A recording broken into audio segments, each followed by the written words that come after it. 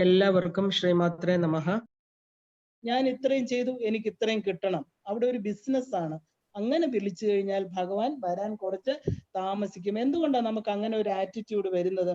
അത് ഭഗവാനെ അറിയാതിരിക്കാനുള്ള കാരണം എന്താണ്? ഭഗവാൻ ദീനബന്ധു അല്ലേ? നമ്മൾ മനുഷ്യര് പോലും ഒരു കൊച്ചു കുഞ്ഞിനെ, ഒരു മൃഗങ്ങളെ രക്ഷിക്കാൻ മനസ്സ് കാണിക്കണു.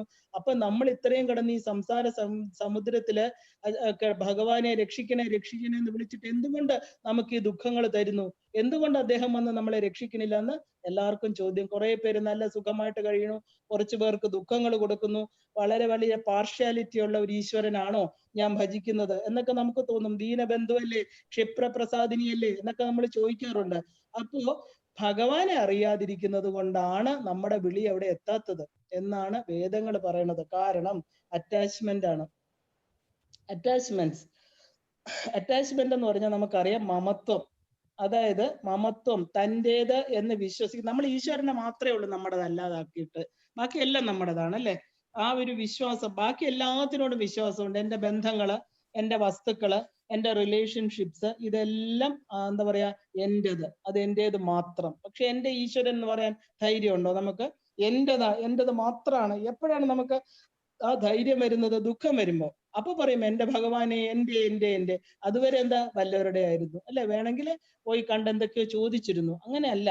നമ്മൾ എന്തൊക്കെ മമത്വം നമ്മുടെ ബന്ധങ്ങളോട്, നമ്മുടെ വസ്തുക്കളോട്, റിലേഷൻഷിപ്സിനോട് വയ്ക്കുന്നു, അതിൽ നിന്നാണ് നമുക്ക് കാമം, ആഗ്രഹം ഉണ്ടാക്കുന്നത്. ആ ആഗ്രഹങ്ങളെല്ലാം എവിടെയാ വരണം? ഈ മമത്വത്തിൽ നിന്നാണ്. അത് നടന്നില്ലെങ്കിലോ കോപം. നമ്മൾ ഒരു വസ്തുവിനെ ഇഷ്ടപ്പെട്ടു, ആ വസ്തു വാങ്ങിക്കണം എന്ന് പറഞ്ഞ് നടക്കുന്നു, വേറൊരാളുടെ കയ്യിൽ അത് കണ്ടു, എനിക്കത് വേണം. ഇല്ലെങ്കിൽ ബന്ധങ്ങളില് ഇത് എന്റേതാണ്, എൻ്റെ മാത്രമാണ് എന്നുള്ള ഒരു പൊസഷൻ വെക്കുന്നു. അപ്പൊ അവിടെ നിന്ന് നമ്മൾ വിചാരിക്കുന്ന പോലെ കാര്യങ്ങൾ നടന്നില്ലെങ്കിൽ എന്തുണ്ടായി? കോപമുണ്ടായി. അപ്പോ എന്തുകൊണ്ടാണ് ഇത് സംഭവിക്കണമെന്ന് ചോദിച്ചാല് നമ്മുടെ ആ ഒരു എല്ലാത്തിനോടും അറ്റാച്ച്മെന്റ് ഇല്ലാതെ ആണ് നമ്മൾ ഈ പ്രപഞ്ചത്തിൽ ജീവിക്കേണ്ടത് എന്നുള്ളൊരു മൂല്യത്തെ നമ്മൾ ഉൾക്കൊണ്ടിട്ടില്ല. നമ്മൾ പറയാം പത്മപത്ര നിവാസാംബു എന്നൊരു വാക്കുണ്ട്. കാരണം ഒരു താമരയിലെ ജലത്തുള്ളി പോലെ നമ്മൾ ജീവിക്കണം. കാരണം വാസന എന്ന് പറഞ്ഞത് വാസ് എന്നാണ്.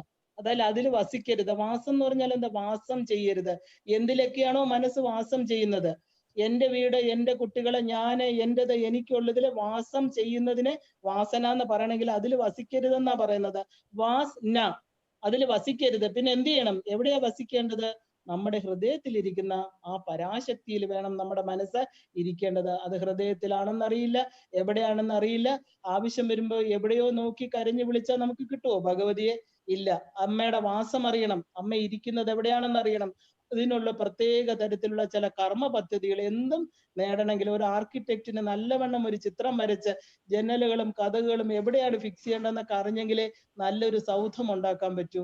അതുപോലെ ഈ ഇത്രയും വലിയൊരു പ്രകൃതിയെ, ഈ ബ്രഹ്മാണ്ടത്തെ സൃഷ്ടിച്ച് അതിന്റെ ഓരോ സ്ഥാനങ്ങളെ നിശ്ചയിച്ച് സൂര്യചന്ദ്രന്മാരെ എല്ലാം അതാത് സ്ഥലത്ത് നിർത്തി എല്ലാറ്റിനെയും ഓർബിറ്റിലൂടെ കറക്റ്റായിട്ട് സഞ്ചരിപ്പിച്ച് നമ്മുടെ ഒരു ശരീരമാകുന്ന മഹാ ഫാക്ടറിയിലെ കണ്ണും മൂക്കും നാക്കും തൊക്കും എല്ലാം വെച്ച് ഇതിനകത്ത് എല്ലാ ഇന്ദ്രിയങ്ങളെയും ഘടിപ്പിച്ച് ഒരു വലിയ ഫാക്ടറിയെ നിർമ്മിച്ച ഈശ്വരൻ അറിയില്ലേ എവിടെയായിരിക്കേണ്ടതെന്ന്?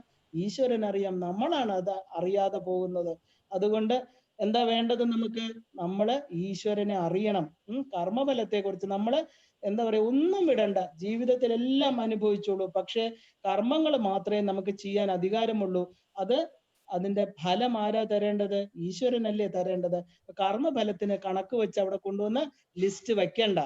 കാരണം ലിസ്റ്റ് അവിടെ ഇരിക്കുകയുള്ളൂ. അത് കിട്ടാത്തപ്പോ നമുക്ക് കുറെ കർമ്മങ്ങൾ അത് ചെയ്തു ഇത് ചെയ്തു, ഇല്ലെങ്കിൽ ജ്യോത്സ്യന്മാർ എഴുതി തന്നു 41 ദിവസം, ഒരു ദിവസം പോലും നമുക്ക് കാത്തിരിക്കാൻ എന്താ പറയാ താല്പര്യമില്ല. 42ാമത്തെ ദിവസം വിചാരിച്ച നടന്നില്ലെങ്കിൽ തുണ്ടെടുത്ത് കീറി, ഈ ശക്തിക്ക് യാതൊരു ശക്തിയില്ല, ഈ ദൈവത്തിന് എനിക്ക് വിശ്വാസമില്ല എന്ന് പറഞ്ഞ് തിരിഞ്ഞു പോകുന്ന മനുഷ്യരാണ് ഇന്ന് ലോകത്ത്.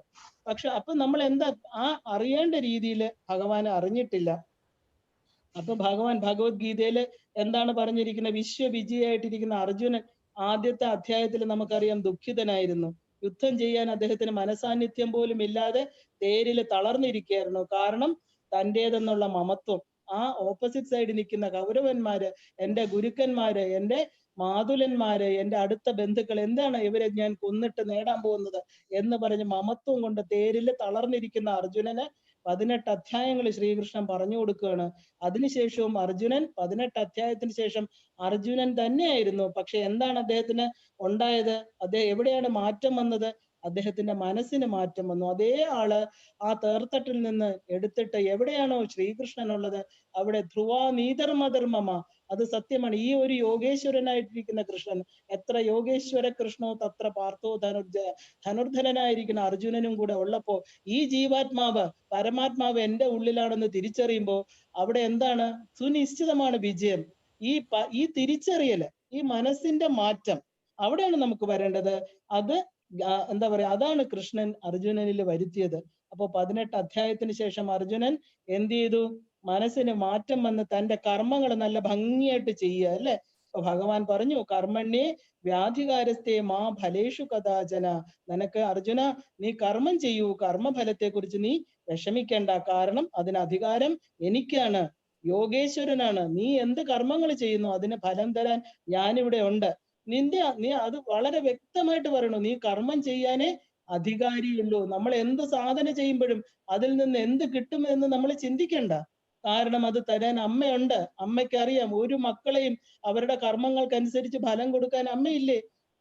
എല്ലാം നമ്മളെ എന്താ പറയാ, ഒരു പൂർണ്ണ വ്യക്തിയായിട്ട് അന്ധകരണങ്ങളോടും കൈയും കാലുമോടുകൂടി കണ്ണ് കാണാം, ചെവി കേൾക്കാം, ഒരു അംഗവൈകല്യങ്ങളില്ലാതെ മനോബുദ്ധികൾക്ക് ഒരു കുഴപ്പമില്ലാതെ ഭൂമിയിൽ അയച്ച അമ്മയ്ക്ക് അറിയില്ലേ ഞാൻ ഇവിടെ ചെയ്യുന്ന കർമ്മങ്ങൾക്ക് ഫലം തരാൻ? അവിടെ എന്തിനാണ് നമുക്കൊരു ചോദ്യോത്തരങ്ങള്? അത് ഈശ്വരന് തന്നെ വിടണം. ഇതാണ് ഉപാസനയുടെ കാതലെന്ന് പറയണത്. ഇത് നമ്മൾ അറിയാത്തത് കൊണ്ടാണ് പലപ്പോഴും നമുക്ക് ദുഃഖങ്ങൾ വരുന്നത്. ഞാൻ അത് ചെയ്തു, ഇത് ചെയ്തു, എനിക്ക് അത് കിട്ടിയില്ല, ഇത് കിട്ടിയില്ല എന്നൊക്കെ മനസ്സുകൊണ്ട് നമ്മൾ ദുഃഖിച്ച് താഴ്ന്നു പോവുകയാണ് ചെയ്യുന്നത്. അപ്പൊ ഇത് വരുന്നത് പ്രപഞ്ച വസ്തുക്കളോടുള്ള അറ്റാച്ച്മെന്റ് കൊണ്ടാണ്. നമ്മള് വസ്തുക്കൾ വന്ന് നമ്മൾ കെട്ടിയിടുകയല്ല. ഒരു എന്താ പറയാ, നമ്മുടെ ഒരു കാറ് അത് ഏതോ ഒരു ഷോറൂമിൽ കിടക്കണു, ഇല്ലേ? നമുക്കത് വേണം. അപ്പൊ കാർ അവിടെ കിടക്കുകയാണ്. പക്ഷെ നമ്മൾ ആ കാറിനെ കെട്ടിയിട്ടു. എന്തുകൊണ്ട്? നമ്മുടെ മനസ്സുകൊണ്ട്. സദാ ചിന്തിക്കുക, എനിക്ക് ആ കാറ് വേണം. ഏത് വസ്തുവാവട്ടെ, ഒരു സാരി ആകട്ടെ, നമ്മുടെ നിസ്സാരമായിട്ടുള്ള എന്ത് കാര്യത്തിലും നമ്മുടെ മനസ്സുകൊണ്ടാണ് നമ്മൾ കെട്ടിയിടുന്നത്. പുറമേയുള്ള ബാഹ്യവസ്തുക്കളല്ല നമ്മളെ കെട്ടിയിടുന്നത്.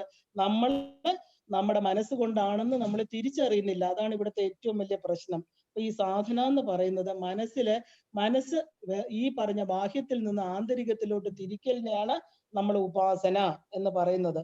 അപ്പോ മനസ്സുകൊണ്ട് എവിടെയൊക്കെ കെട്ടിയിട്ടിരിക്കണോ ആ കെട്ടുകളെല്ലാം നമ്മൾ എന്ത് ചെയ്യണം? വെട്ടിക്കളയണം. അതിനെയാണ് ഭവാരണ്യ കുഠാരിക. ഭവ ആരണ്യം, ഈ പറഞ്ഞ ഭവസാഗരത്തില് ഭവം എന്ന് പറഞ്ഞ ഉണ്ടാക്കപ്പെട്ട ഈ പ്രാരബ്ധ ശരീരം ഉണ്ടായിക്കഴിഞ്ഞു, ഇല്ലേ? പ്രകർഷണ ആരബ്ധം പ്രാരബ്ധം വന്നു കഴിഞ്ഞു ഈ ഭൂമിയിൽ. ഇനി ഒന്നും ചെയ്യാൻ പറ്റില്ല, എല്ലാം അനുഭവിച്ച് തന്നെ തീരണം. അപ്പൊ എന്ത് ചെയ്യണം? ഈ കെട്ടിയിട്ടിരിക്കുന്ന കെട്ടുകളെ എന്തിലാണോ കെട്ടേണ്ടത്, എന്തിൽ കെട്ടിയാലാണോ ഐശ്വര്യപൂർണം, എന്താണോ നശിക്കാതിരിക്കുന്നത്, അതിലോട്ട് ഈ പറഞ്ഞ നിസാരമായിട്ടിരിക്കുന്ന നശിച്ചു പോകുന്ന സാധനങ്ങളിലല്ല നമ്മുടെ മനസ്സ് കെട്ടിയിടേണ്ടത്. ആ അറ്റാച്ച്മെന്റ്, ഈ കെട്ടിയിടലെല്ലാം തന്നെ അറ്റാച്ച്മെന്റാണ് നമുക്ക് ഉണ്ടാക്കുന്നത്, അല്ലേ? ചിലർക്ക് ക്രിക്കറ്റിനോട് സ്നേഹം, ചിലർക്ക് കുറെ ആഭരണങ്ങളോട് സ്നേഹം, എല്ലാം വേണം. ഒന്നും അന്യായമാണെന്നല്ല ഞാൻ പറയുന്നത്. പക്ഷെ അമിതമായിട്ടുള്ള അതിനോടുള്ള ആസക്തി. കുറച്ചു പേർക്ക് ധനം, ധാന്യം, എന്താ പറയാ, പ്രശസ്തി, നമുക്കറിയാം മന്ത്രിമാരുടെയൊക്കെ കസേരയിലോട്ടുള്ള ആസക്തി. അങ്ങനെ അവർക്ക് ഒന്ന് കിട്ടിക്കഴിഞ്ഞ് കുറെ കാലം അതിൽ ഇരുന്ന് കഴിഞ്ഞാൽ അത് ചിന്തിച്ച് ഇതാണ് സുഖം എന്ന് മനസ്സ് നമ്മുടെ ബ്രെയിനില് ഒരു ഹാബിറ്റ് ആക്കി ഉണ്ടാക്കി വെക്കുക. ഇതില്ലെങ്കിൽ എനിക്ക് ദുഃഖമാണ്. അപ്പൊ നമ്മൾ വിചാരിക്കണു അതിലാണ് സുഖം എന്ന്. അങ്ങനെ ആ വസ്തുവുമായിട്ട് ഒരു അറ്റാച്ച്മെന്റ് ഉണ്ടാക്കുന്നു. അതിനെയാണ് repeated contemplation leads to attachment എന്ന് പറയുന്നത്. എന്തിനെ കുറിച്ച് ചിന്തിക്കുന്നു? മാനിനെ കുറിച്ച് ചിന്തിച്ച ഭരതൻ എന്ത് ചെയ്തു? അവസാന കാലം എല്ലാം ഉപേക്ഷിച്ച് ആശ്രമത്തിൽ വന്നിരുന്ന ഭരതന് അവസാനം മാനിന്റെ ജന്മം എടുക്കേണ്ടി വന്നു. കാരണം ഈ മാനിനെ ആര് നോക്കും? മരണസമയത്ത് അതിനോടായി അറ്റാച്ച്മെന്റ്. അപ്പോ ഒന്നിൽ തന്നെ ചിന്ത നിർത്തുമ്പോൾ അത് മനസ്സിൽ വീണ്ടും വീണ്ടും വന്നു കയറും. അതുകൊണ്ടാണ് നമ്മൾ ഈ പാസ്റ്റ് ചിന്തിക്കരുതേ, കളയൂ. അതാണ് എന്താ പറയാ, യോഗവാസിഷ്ഠത്തിലെ ഭഗവാൻ വസിഷ്ഠ മുനി രാമനോട് പറയൂ, അത് രാമനോട്, നമ്മളോടാണോ? രാമനോട് ഇത്രയും ഈശ്വരന്റെ അവതാരമായിരിക്കുന്ന രാമനോട് പറയണ, ഗതം ഗതം സർവം ഉപേക്ഷണീയം ആയാതം അനുപേക്ഷണീയം. കഴിഞ്ഞത് കളയൂ, വിട്ടുകളയൂ. കാരണം നീ അനുഭവിച്ചു കഴിഞ്ഞു. നീ എന്തിനാണോ ശരീരം എടുത്തത്, ഈ പ്രാരാബ്ധ ശരീരം, അത് നീ അനുഭവിച്ചു കഴിഞ്ഞതിൽ എന്തിനാ നിന്റെ മനസ്സിനെ വെച്ചേക്കുന്നത്? ഇനി വരുന്നതിനെ സ്വീകരിക്കൂ. അതിന് സ്വീകരിക്കാനുള്ള ഒരു മനസ്സുമായിട്ട് നീ നിൽക്കുന്നാണ്. അപ്പൊ ഈ അറ്റാച്ച്മെന്റ് നമുക്ക് നല്ലതിലും ചീത്തയിലും ഉണ്ടാവാം, ഇല്ലേ? ചീത്ത എന്ന് പറയുന്നത് എന്താ? മദ്യം, മയക്കുമരുന്ന്, സിഗരറ്റ്. ആദ്യം ഒരു സിഗരറ്റ് വലിക്കുന്നു, അത് കഴിഞ്ഞിട്ട് എന്താ രണ്ടാമത്തെ സിഗരറ്റ്, ഇന്ന് നാളെ ഞാൻ നിർത്തുന്നു പറയുന്ന എത്രയോ ആളുകളെ നമ്മൾ കണ്ടിട്ടുണ്ട്. അവസാനം അവര് ചെയിൻ സ്മോക്കേഴ്സ് ആയിട്ടും അവസാനം ഇതൊരു അഡിക്ഷൻ ആയിട്ട് അവരുടെ ബ്രെയിനില് അവരുടെ ഹാബിറ്റ് ആയിട്ട് മാറാണ്. ഇതുപോലെ തന്നെയാണ് മയക്കുമരുന്ന്, മദ്യം. ഇന്ന് നിർത്താം, നാളെ നിർത്താം, ഓരോന്നും അധപ്പതിച്ച് ശരീരം ക്ഷയിച്ചുകൊണ്ടിരിക്കുമ്പോഴും അവർക്ക് അതിനെ വിടാൻ പറ്റുന്നില്ല. ഇതെന്തുകൊണ്ടാ? അതിനെക്കുറിച്ച് വീണ്ടും ചിന്ത വരുമ്പോൾ അത് ഇല്ലാണ്ട് പറ്റില്ല എന്ന് മനസ്സ് തീരുമാനം എടുക്കണം. നമ്മൾ പറഞ്ഞു, എന്താണ് ഈ ബ്രെയിൻ എന്ന് പറയുന്നത്? അത് സ്വന്തമായിട്ട് ഒരു പ്രോഗ്രാം ഉണ്ടാക്കി വെക്കും. സെൽഫ് പ്രോഗ്രാമിംഗ് ആണ്. അപ്പൊ നമ്മുടെ മനസ്സുകൊണ്ട് ചിന്തിക്കുന്ന കർമ്മങ്ങളെല്ലാം ബ്രെയിനിൽ ഒരു പ്രോഗ്രാം ഉണ്ടാവും. അതാണ് ഡി അഡിക്ഷൻ സെന്ററിൽ പോയി കിടന്നിട്ട് എന്താ ചെയ്യുന്നത്? അവർക്ക് വേറെ വിഷ്വൽസ് കൊടുക്കും, അവരുടെ ചിന്തകളെ മാറ്റും, നല്ല കർമ്മങ്ങൾ. ഇതാണ് ഡി അഡിക്ഷൻ എന്ന് പറയുന്നത്. അവരുടെ ആ മദ്യത്തിൽ നിന്ന് മാറ്റി വേറൊന്നിലോട്ട് ചിന്ത കൊണ്ട് മനസ്സിനെ കൊണ്ട് ഉറപ്പിക്കുക ചെയ്യുന്നത്. അപ്പൊ നമുക്ക് മനസ്സിലാക്കേണ്ട എന്താ? മനസ്സിലാക്കേണ്ട ഒരു ഇതിലെ ബേസിക് തത്വം എന്ന് പറഞ്ഞാൽ മനസ്സാണ് ഇതെല്ലാം ഉണ്ടാക്കുന്നത്. ഇത് എവിടെ നിന്നാണ് വരുന്നതെന്ന് വെച്ചാൽ നമുക്ക് മറ്റുള്ളവരുടെ കൂടെയുള്ള സഹവാസത്തിൽ ആരംഭിച്ച് എന്താ അതൊരു അച്ചീവ്മെന്റ് ആയി കണ്ട് പിന്നെ നമ്മൾ അതിന്റെ അടിമയായിട്ട് തീരുക.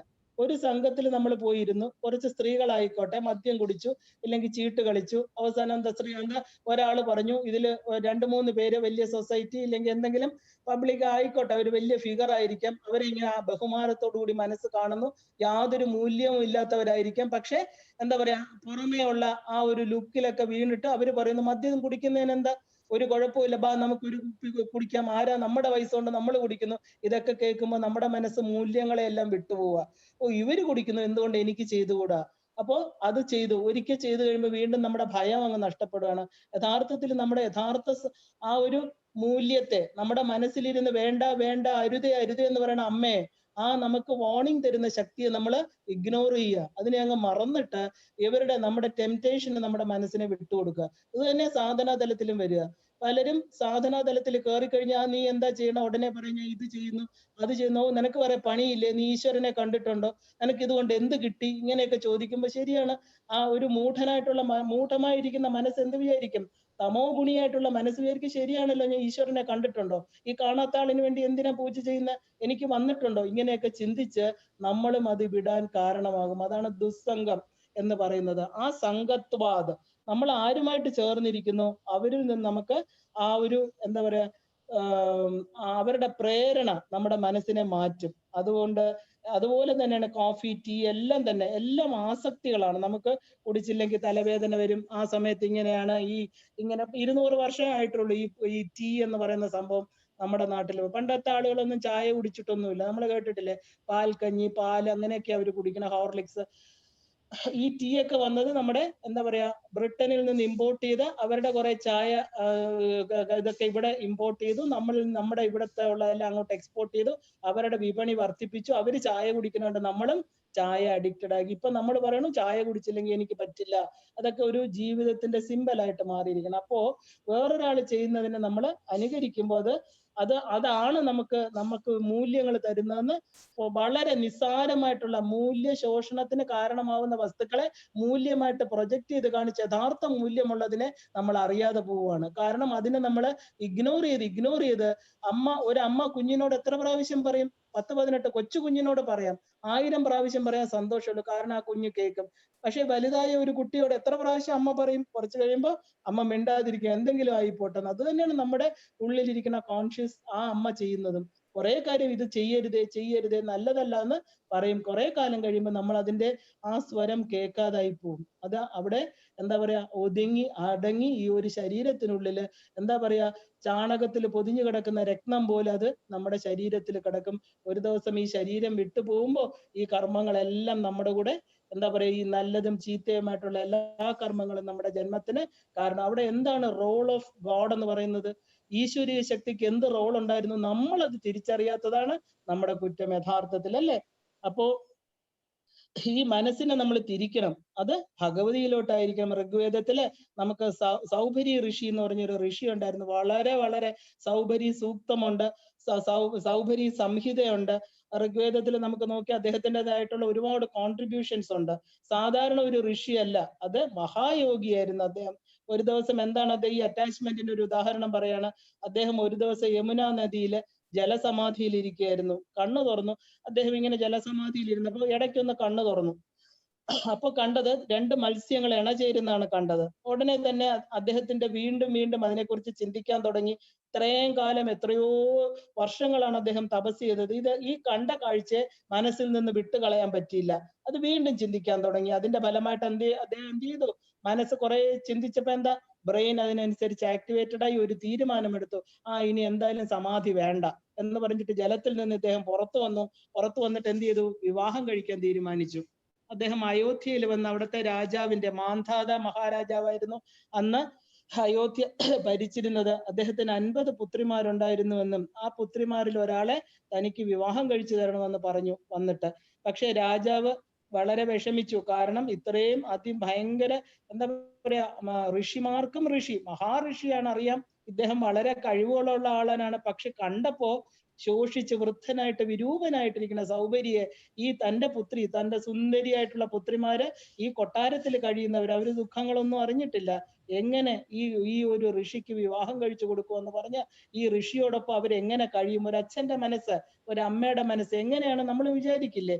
തനിക്ക് യോഗ്യനായിട്ടുള്ള, തന്റെ പുത്രിക്ക് യോഗ്യനായിട്ടുള്ള ഒരു വരനല്ല എന്ന് വിചാരിച്ചിട്ട് എന്താ വളരെയധികം ദുഃഖിച്ചു. പക്ഷെ ഒന്നും പറയാൻ വയ്യ. വിവാഹം ചെയ്ത് കൊടുത്തില്ലെങ്കിൽ ഈ മുനി മഹർഷി ഉടനെ ശപിക്കും. അപ്പൊ ശാപം കിട്ടും. അപ്പൊ അത് നാശത്തിനാണ്. ഏതാണെങ്കിലും പ്രശ്നം എന്താ, എന്തെങ്കിലും ഒരു പ്രശ്നം വന്നേ പറ്റൂ. അതുകൊണ്ട് രാജാവ് ബുദ്ധിപൂർവ്വം പറഞ്ഞു, അല്ലയോ ഋഷി, ഒരു കാര്യം ചെയ്യണം, അങ്ങ് നാളെ വരണം.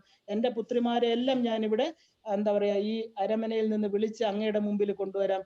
അങ്ങയെ വിവാഹം കഴിക്കാൻ ആർക്കാണോ ഇഷ്ടം അവര് കഴിക്കട്ടെ എന്ന് പറഞ്ഞു. വളരെ ബുദ്ധിപൂർവ്വം അദ്ദേഹം ആ ഒരു, എന്താ പറയാ, ആ ഒരു തലത്തിൽ നിന്ന് രക്ഷപ്പെട്ടു. ശരി, സൗഭരി ആരാണ്?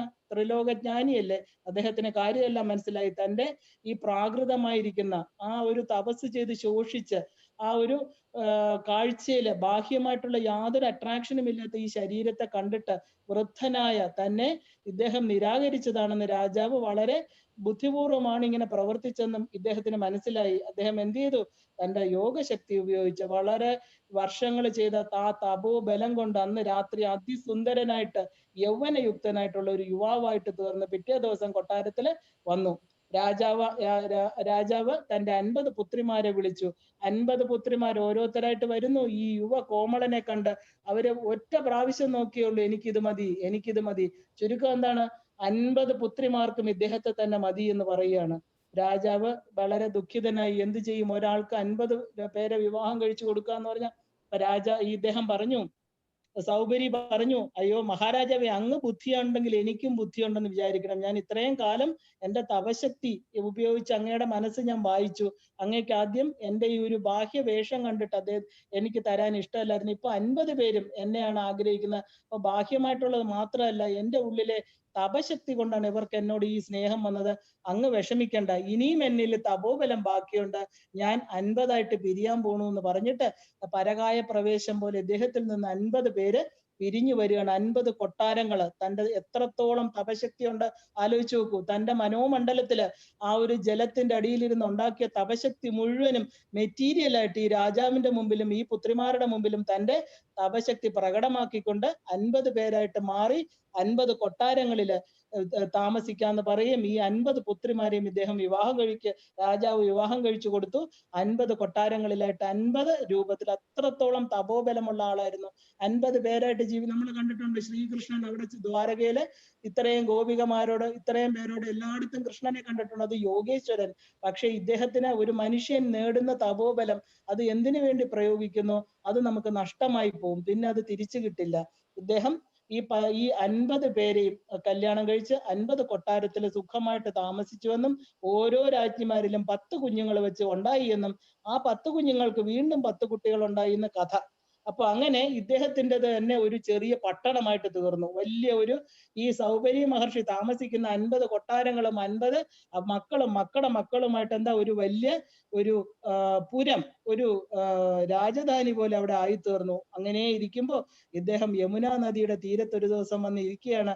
കാറ്റുകൊണ്ട് അങ്ങനെ ഇരുന്നപ്പോ പെട്ടെന്ന് അദ്ദേഹത്തിന്റെ ഉള്ളിലേക്ക് വന്നു ആ യമുനാ നദിയിലെ ജലസമാധി. താൻ ആരായിരുന്നു? അയ്യോ, ഞാൻ എവിടെയാണ് ഇപ്പൊ ഇരിക്കുന്നത്? വല്ലാത്ത ഒരു ദുഃഖം അദ്ദേഹത്തിന്റെ ഉള്ളിൽ വന്നു. എന്റെ യോഗശക്തിയെല്ലാം അവസാനിച്ചല്ലോ ഈശ്വര. ഞാൻ ഈ മായയിൽ പെട്ട്, ഞാൻ ഈ ലൗകിക കാര്യങ്ങൾക്കായി എന്റെ എല്ലാ ഇതിനായിരുന്നോ ഞാൻ ഇത്രയും കഷ്ടപ്പെട്ട്? ഞാൻ എന്തിനെ അറിയാനാണോ, എന്തിലാണോ എന്റെ മനസ്സ് രമിച്ചിരുന്നത്? എത്ര നിസ്സാരമായിട്ട്, എത്ര പെട്ടെന്ന് ഞാൻ അതിൽ നിന്ന് പതിച്ചുപോയി എന്ന് പറഞ്ഞ് വല്ലാത്ത ദുഃഖത്തില് എന്ത് ചെയ്തു? ആ മായാശക്തിയെ എന്താ പറയാ, മനസ്സുകൊണ്ട് ശരണാഗതി ചെയ്യണം. എനിക്ക് മതിയായി, ഇനിയും എനിക്ക് തിരിച്ചുപോയി എൻ്റെ ആ ഒരു യഥാർത്ഥ ലക്ഷ്യത്തില്, ഈ മനുഷ്യ ജന്മം കൊണ്ട് നേടാൻ പറ്റുന്ന ഉന്നത പദവിയെ എനിക്ക് വേണം എന്ന് പറഞ്ഞ് ഇദ്ദേഹം എല്ലാം ഉപേക്ഷിച്ച് പോവുകയാണ്.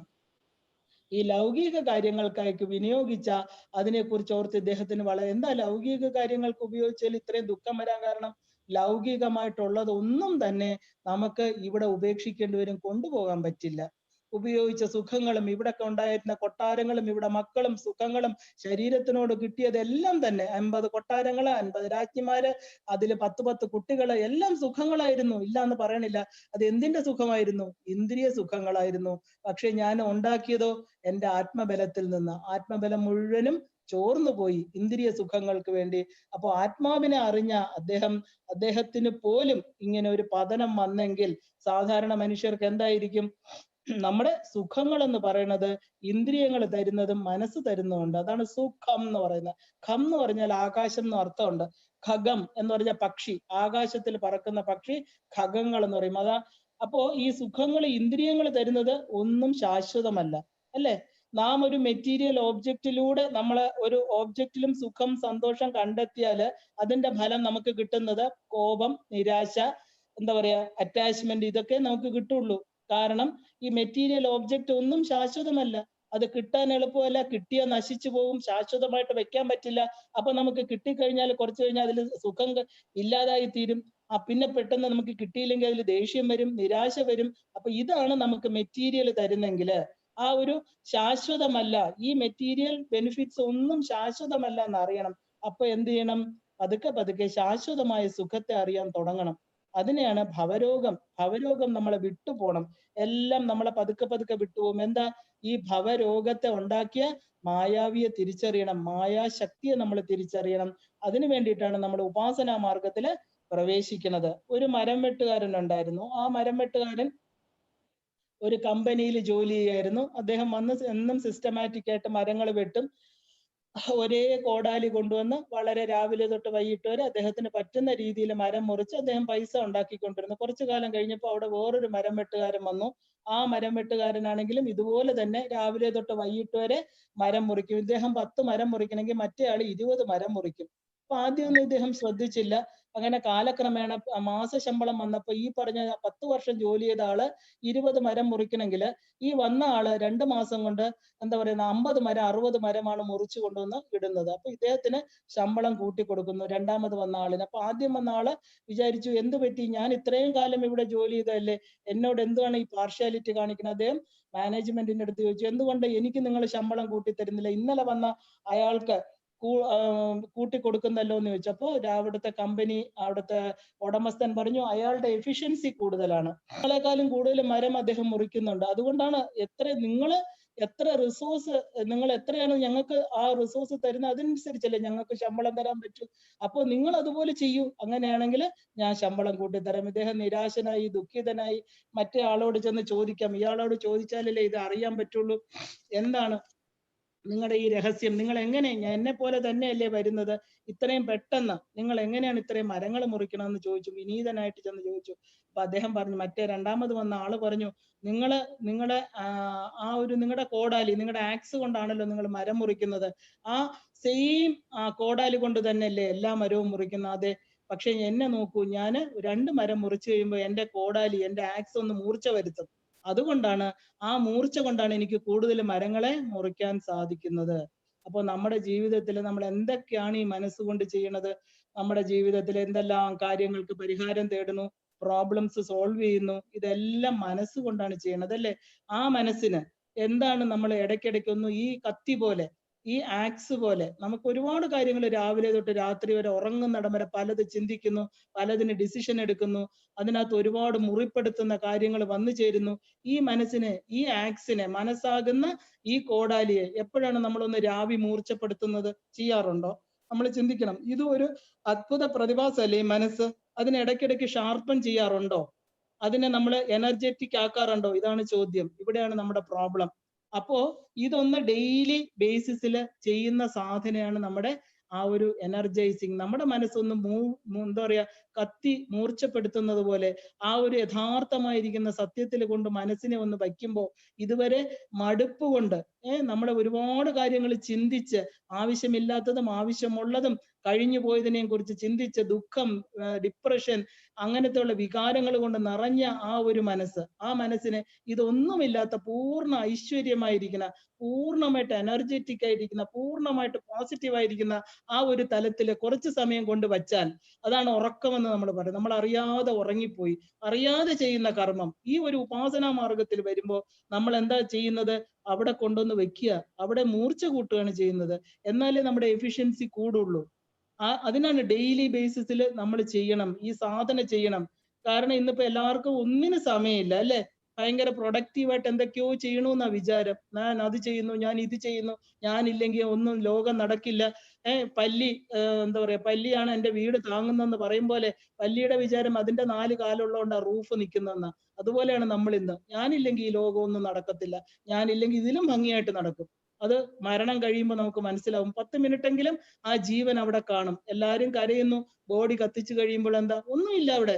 ഞാനെന്ന് പറഞ്ഞ് അഭിമാനിച്ചിരുന്ന വ്യക്തി ഇന്ന് അവിടെ ഇല്ല. പക്ഷെ വീടും ആ റുട്ടീനും കാലവും കാലപ്രവാഹവും, പൂക്കൾ വിരിയാണ്ടിരിക്കില്ല, കാറ്റ് വീശാണ്ടിരിക്കില്ല, പൂക്കള് അല്ല ഫലങ്ങൾ ഉണ്ടായിരിക്കും. എല്ലാവരും, നമ്മളും നമ്മുടെ കുഞ്ഞുങ്ങളും, നമ്മൾ ആരൊക്കെയാണോ നമ്മളില് നമ്മളില്ലെങ്കിൽ ഇല്ലാതായി പോകുന്നു വിചാരിച്ചവരെല്ലാം കുറച്ചുകൂടെ എനർജറ്റിക് ആയിട്ട് സന്തോഷമായിട്ട് ജീവിക്കണ കാഴ്ച കാണാം. അപ്പൊ ആർക്ക് വേണ്ടിയിട്ടാണ് നമ്മൾ ഇത്രയും കാലം ദുഃഖിച്ചിരുന്നത്? ആർക്ക് വേണ്ടിയിട്ടാണ് ഈ ഭൗതിക നേട്ടങ്ങളെല്ലാം ഉണ്ടാക്കിയത്? ആർക്കും സമയമില്ല. ഈ സമയമൊക്കെ എവിടെ പോയിരുന്നു? ഈ സമയം ആർക്ക് വേണ്ടിയിട്ടാണ് തന്നത്? നമ്മളെ അറിയാൻ തന്ന സമയം ആർക്കൊക്കെ വേണ്ടി ഉപയോഗിച്ചോ? അവരൊന്നും ഇന്ന് നമ്മുടെ കൂടെ ഇല്ല അല്ലേ? നമ്മളൊരു ശൂന്യത നിറഞ്ഞ മനസ്സുമായിട്ട് ഭൗതികമായിട്ട് നേടിയതെല്ലാം ഉപേക്ഷിച്ച് ഇവിടുന്ന് യാത്രയാവേണ്ട ദിവസം ഒരു ദിവസം വളരെ അടുത്തുണ്ട് നമുക്ക് എല്ലാവർക്കും. അത് എപ്പോഴാണെന്ന് അറിയില്ല. അന്തികേ അകലെ, ചിലപ്പോൾ അടുത്താകാം, ചിലപ്പോൾ അകലത്തിലാകാം. പക്ഷെ ഈ സത്യത്തെ തിരിച്ചറിയണം. കാരണം പലർക്കും സത്യത്തെ അക്സെപ്റ്റ് ചെയ്യാൻ ബുദ്ധിമുട്ടാണ്. നമ്മൾ സത്യത്തെ പുറംതിരിഞ്ഞ് നിൽക്കുക, അത് അക്സെപ്റ്റ് ചെയ്യില്ല. മരണം, അതിനെക്കുറിച്ചൊന്നും പറയരുത്, സാരമില്ല, അതാണ് സത്യം. അപ്പൊ അതിനകത്ത് നമുക്ക് എന്തൊക്കെ നേടാം? നമ്മൾ വന്നതിന് ഒരു ടൈം സ്പാൻ ഉണ്ട്. വന്ന് birth and death, birthday death day, ഇതിൽ ഏതാണ് സത്യം എന്ന് ചോദിച്ചാൽ ബർത്ത്ഡേ ഒരു സ്വപ്നമാണ്, ഡെത്ത് ഡേ ആണ് യഥാർത്ഥം. നമ്മൾ വന്ന ഗൃഹത്തിലേക്ക് തിരിച്ചു പോവേണ്ടതായിട്ടുള്ളൂ. ഇവിടെ താൽക്കാലികമായിട്ടുള്ള ഒരു വിനോദ സഞ്ചാരിയാണ് നമ്മൾ. ഭൂമിയിൽ വന്നു, അമ്മ നമ്മളെ അയച്ചു, ഇവിടുത്തെ സുഖഭോഗങ്ങളൊക്കെ കണ്ട്, അമ്മ ഉണ്ടാക്കിയിരിക്കുന്ന പഞ്ചഭൂതങ്ങളായിട്ടൊന്ന് ഉടുപ്പിട്ട് ഇവിടുത്തെ സൗന്ദര്യം കണ്ട്, അമ്മയായിട്ട് ആ ലളിതാ ത്രിപുര സുന്ദരിയായിട്ടുള്ള കാറ്റിനെ കണ്ട്, മരങ്ങളെ കണ്ട്, മൃഗങ്ങളെ കണ്ട്, പക്ഷി മൃഗാദികളെ കണ്ട്, ആ നാച്ചുറൽ ബ്യൂട്ടിയൊക്കെ ആസ്വദിച്ച് ഈ അമ്മയുടെ കരവിരുത്, ആ ചന്തമേറിയ പൂവിലും, നമ്മളെ ഉള്ളൂരിന്റെ കവിതയെല്ലാം കേട്ടിട്ടില്ലേ? ചന്തമേറിയ പൂവിലും ശബളാഭമാം ശലഭത്തിലും സന്തതം കരചാരി എന്നൊരു ചിത്രചാതുരി കാട്ടിയും ചിന്തയാം മണിമണ്ഡലത്തിൽ വിളങ്ങും ഈശനെ വാഴുക. നമ്മുടെ ചിന്തകളില് എല്ലാത്തിനെയും നമുക്ക് പ്രകാശിപ്പിച്ചുകൊണ്ട് നമ്മുടെ കൂടെ നടക്കുന്ന അമ്മയുടെ ആ ഒരു കരവിരുത് കാണാൻ അമ്മ നമ്മളെ ഇവിടെ അയച്ചേക്കുന്നത്. നമ്മളോ ഇവിടുത്തെ കുറെ സ്ഥലങ്ങൾ സ്വന്തമാക്കി അതിൽ ഓണർഷിപ്പ് വെച്ച് കുറെ ബന്ധങ്ങൾ ഉണ്ടാക്കി സത്യത്തെ തിരിച്ചറിയാതെ ശൂന്യമായിട്ടുള്ള മനസ്സ് കൊണ്ടുപോകാൻ ഒന്നുമില്ല. നമ്മൾ എവിടെയാണെങ്കിലും പോകുമ്പോൾ പാക്ക് ചെയ്യും ഇല്ലേ? നമ്മുടെ മക്കൾക്ക് വേണ്ടിയിട്ട് അവർക്ക് ഇഷ്ടമുള്ള വസ്തുക്കള്, ഇഷ്ടമുള്ള തുണികള്, അവർക്കുള്ള മുട്ടായികള്, പ്രത്യേകം എൻ്റെ ആ മകന് ഇതിഷ്ടം, എൻ്റെ ഈ മകൾക്ക് ഇതിഷ്ടം, നമുക്ക് അവർക്ക് കൊണ്ടുപോകണു.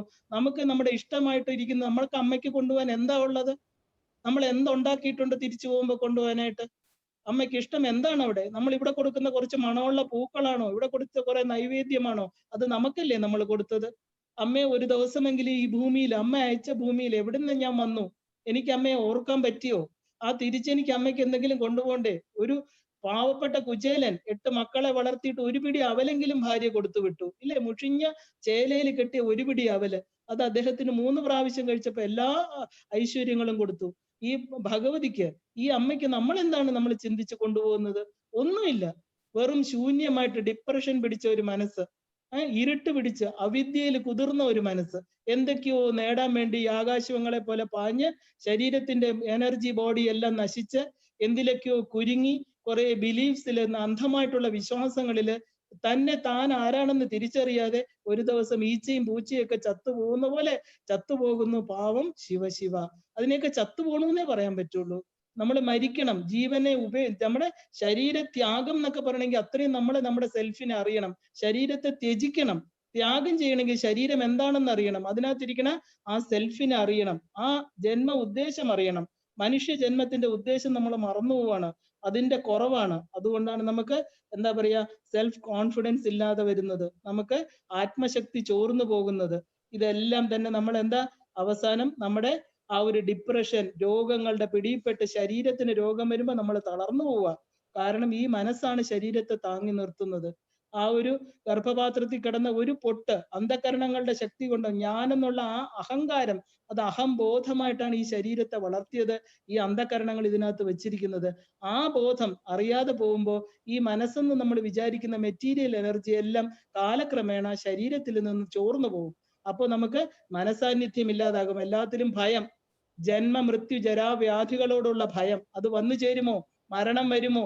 മരണം വരുമെന്ന് ഓർത്ത് നനച്ചുക കരുതുക സതതം നാര. എന്നും മരണം വരാം, ഇന്ന് വരാം, ഇപ്പൊ വരാം എനിക്ക് മരണം എന്ന് വിചാരിച്ച് സന്തോഷമായിട്ട് ആത്മാഭിമാനത്തോടുകൂടി ചെയ്യേണ്ട കർമ്മങ്ങൾ ചെയ്ത് അറിയേണ്ടതിനെ അറിഞ്ഞാൽ എന്തിനാണ് നമ്മൾ ഭയക്കേണ്ടത്? എന്നെങ്കിലും ഒരു ദിവസം അത് വിസിറ്റർ ആണോ മരണം? അല്ല, നമ്മുടെ സന്തത സഹചാരിയാണ്. ഞാൻ എൻ്റെ ഊണിലും ഉറങ്ങത്തിലും എന്നെ കാത്തിരിക്കുന്ന, എന്നെ കൊണ്ടുപോകുന്ന ആ ഒരു മഹാശക്തിയാണ്. അത് മരണമെന്ന് പറഞ്ഞാൽ ഒന്നിന്റെയും ത്യാഗമല്ല. ഈ ശരീരം ദുഃഖപൂർണമായിട്ട്, ഇത് മഡാണ്, ഇത് ചെളിയാണ് അല്ലേ? ഈ ശരീരം എന്ന് പറയുന്നത് ഒരു ചെളിക്കട്ട. അത് നാളെ ഈ പഞ്ചഭൂതത്തിൽ ലയിച്ചു പോകണം. പക്ഷെ ഇതിനകത്തിരിക്കുന്ന അമൃതത്വത്തെ അറിഞ്ഞാല് ഇത് ഉപേക്ഷിക്കാൻ എന്തിനാ ഇതിനെ പിടിച്ചു വെക്കേണ്ട കാര്യം? ഇതാണ് സാധനയിലൂടെ നമ്മൾ അറിയേണ്ടത്. അത് രോഗത്തിൽ പിടിയില്ല ആയിക്കോട്ടെ, ശരീരത്തിന് നമ്മൾ എക്സസൈസ് കൊടുക്കുന്നു, ഓടുന്നു, നടക്കുന്നു, കാരണം വ്യായാമം വേണം ശരീരത്തിൽ ആജീർണത ബാധിക്കാതിരിക്കാൻ, കൊളസ്ട്രോൾ കുറയാൻ. പക്ഷെ ഈ മനസ്സിന് എന്താ നമ്മൾ കൊടുക്കുന്നത്? മനസ്സിനും വേണ്ടേ ആഹാരം? അതിന് എന്തെങ്കിലും നമ്മൾ കൊടുക്കുന്നുണ്ടോ? ആ ഒരു മനസ്സെന്ന് പറയുന്ന ആ ഒരു സോളിന് അതിനും ആഹാരം വേണം, അതിനെ ശ്രദ്ധിക്കണം, അതിന് കൊടുക്കണം. അതിന് വേർ ആൻഡ് ടയർ വരും, അതിനും എന്താ പറയാ, അതിന്റെ വേർ ആൻഡ് ടയർ എന്താ? അറ്റാച്ച്മെന്റ്സ്, ഹേറ്റ്രഡ്, ജലസി, ഇതെല്ലാം മനസ്സിനെ മുറിപ്പെടുത്തും. ഒരുപാട് ദുഃഖങ്ങൾ താങ്ങി അതിനെ കുത്തി കുത്തി മുറിവേൽപ്പിക്കും നമ്മള്, ഇല്ലേ? ഞാൻ ഒന്നിനും കൊള്ളില്ല, ഞാൻ മറ്റതാണ്, എന്നെ അവരിങ്ങനെ പറഞ്ഞു, മറ്റത് പറഞ്ഞു, മറിച്ചത് പറഞ്ഞു, എന്റേത് ശരിയല്ല. ഇങ്ങനെ ആ പാവപ്പെട്ട മനസ്സിന് ഒരു സന്തോഷം കൊടുക്കാതെ അത് ഉറങ്ങുമ്പോൾ മാത്രമാണ് സന്തോഷിക്കുന്നത്. ഈ ആത്മാവിന് നമ്മൾ സന്തോഷം കൊടുക്കണ്ടേ?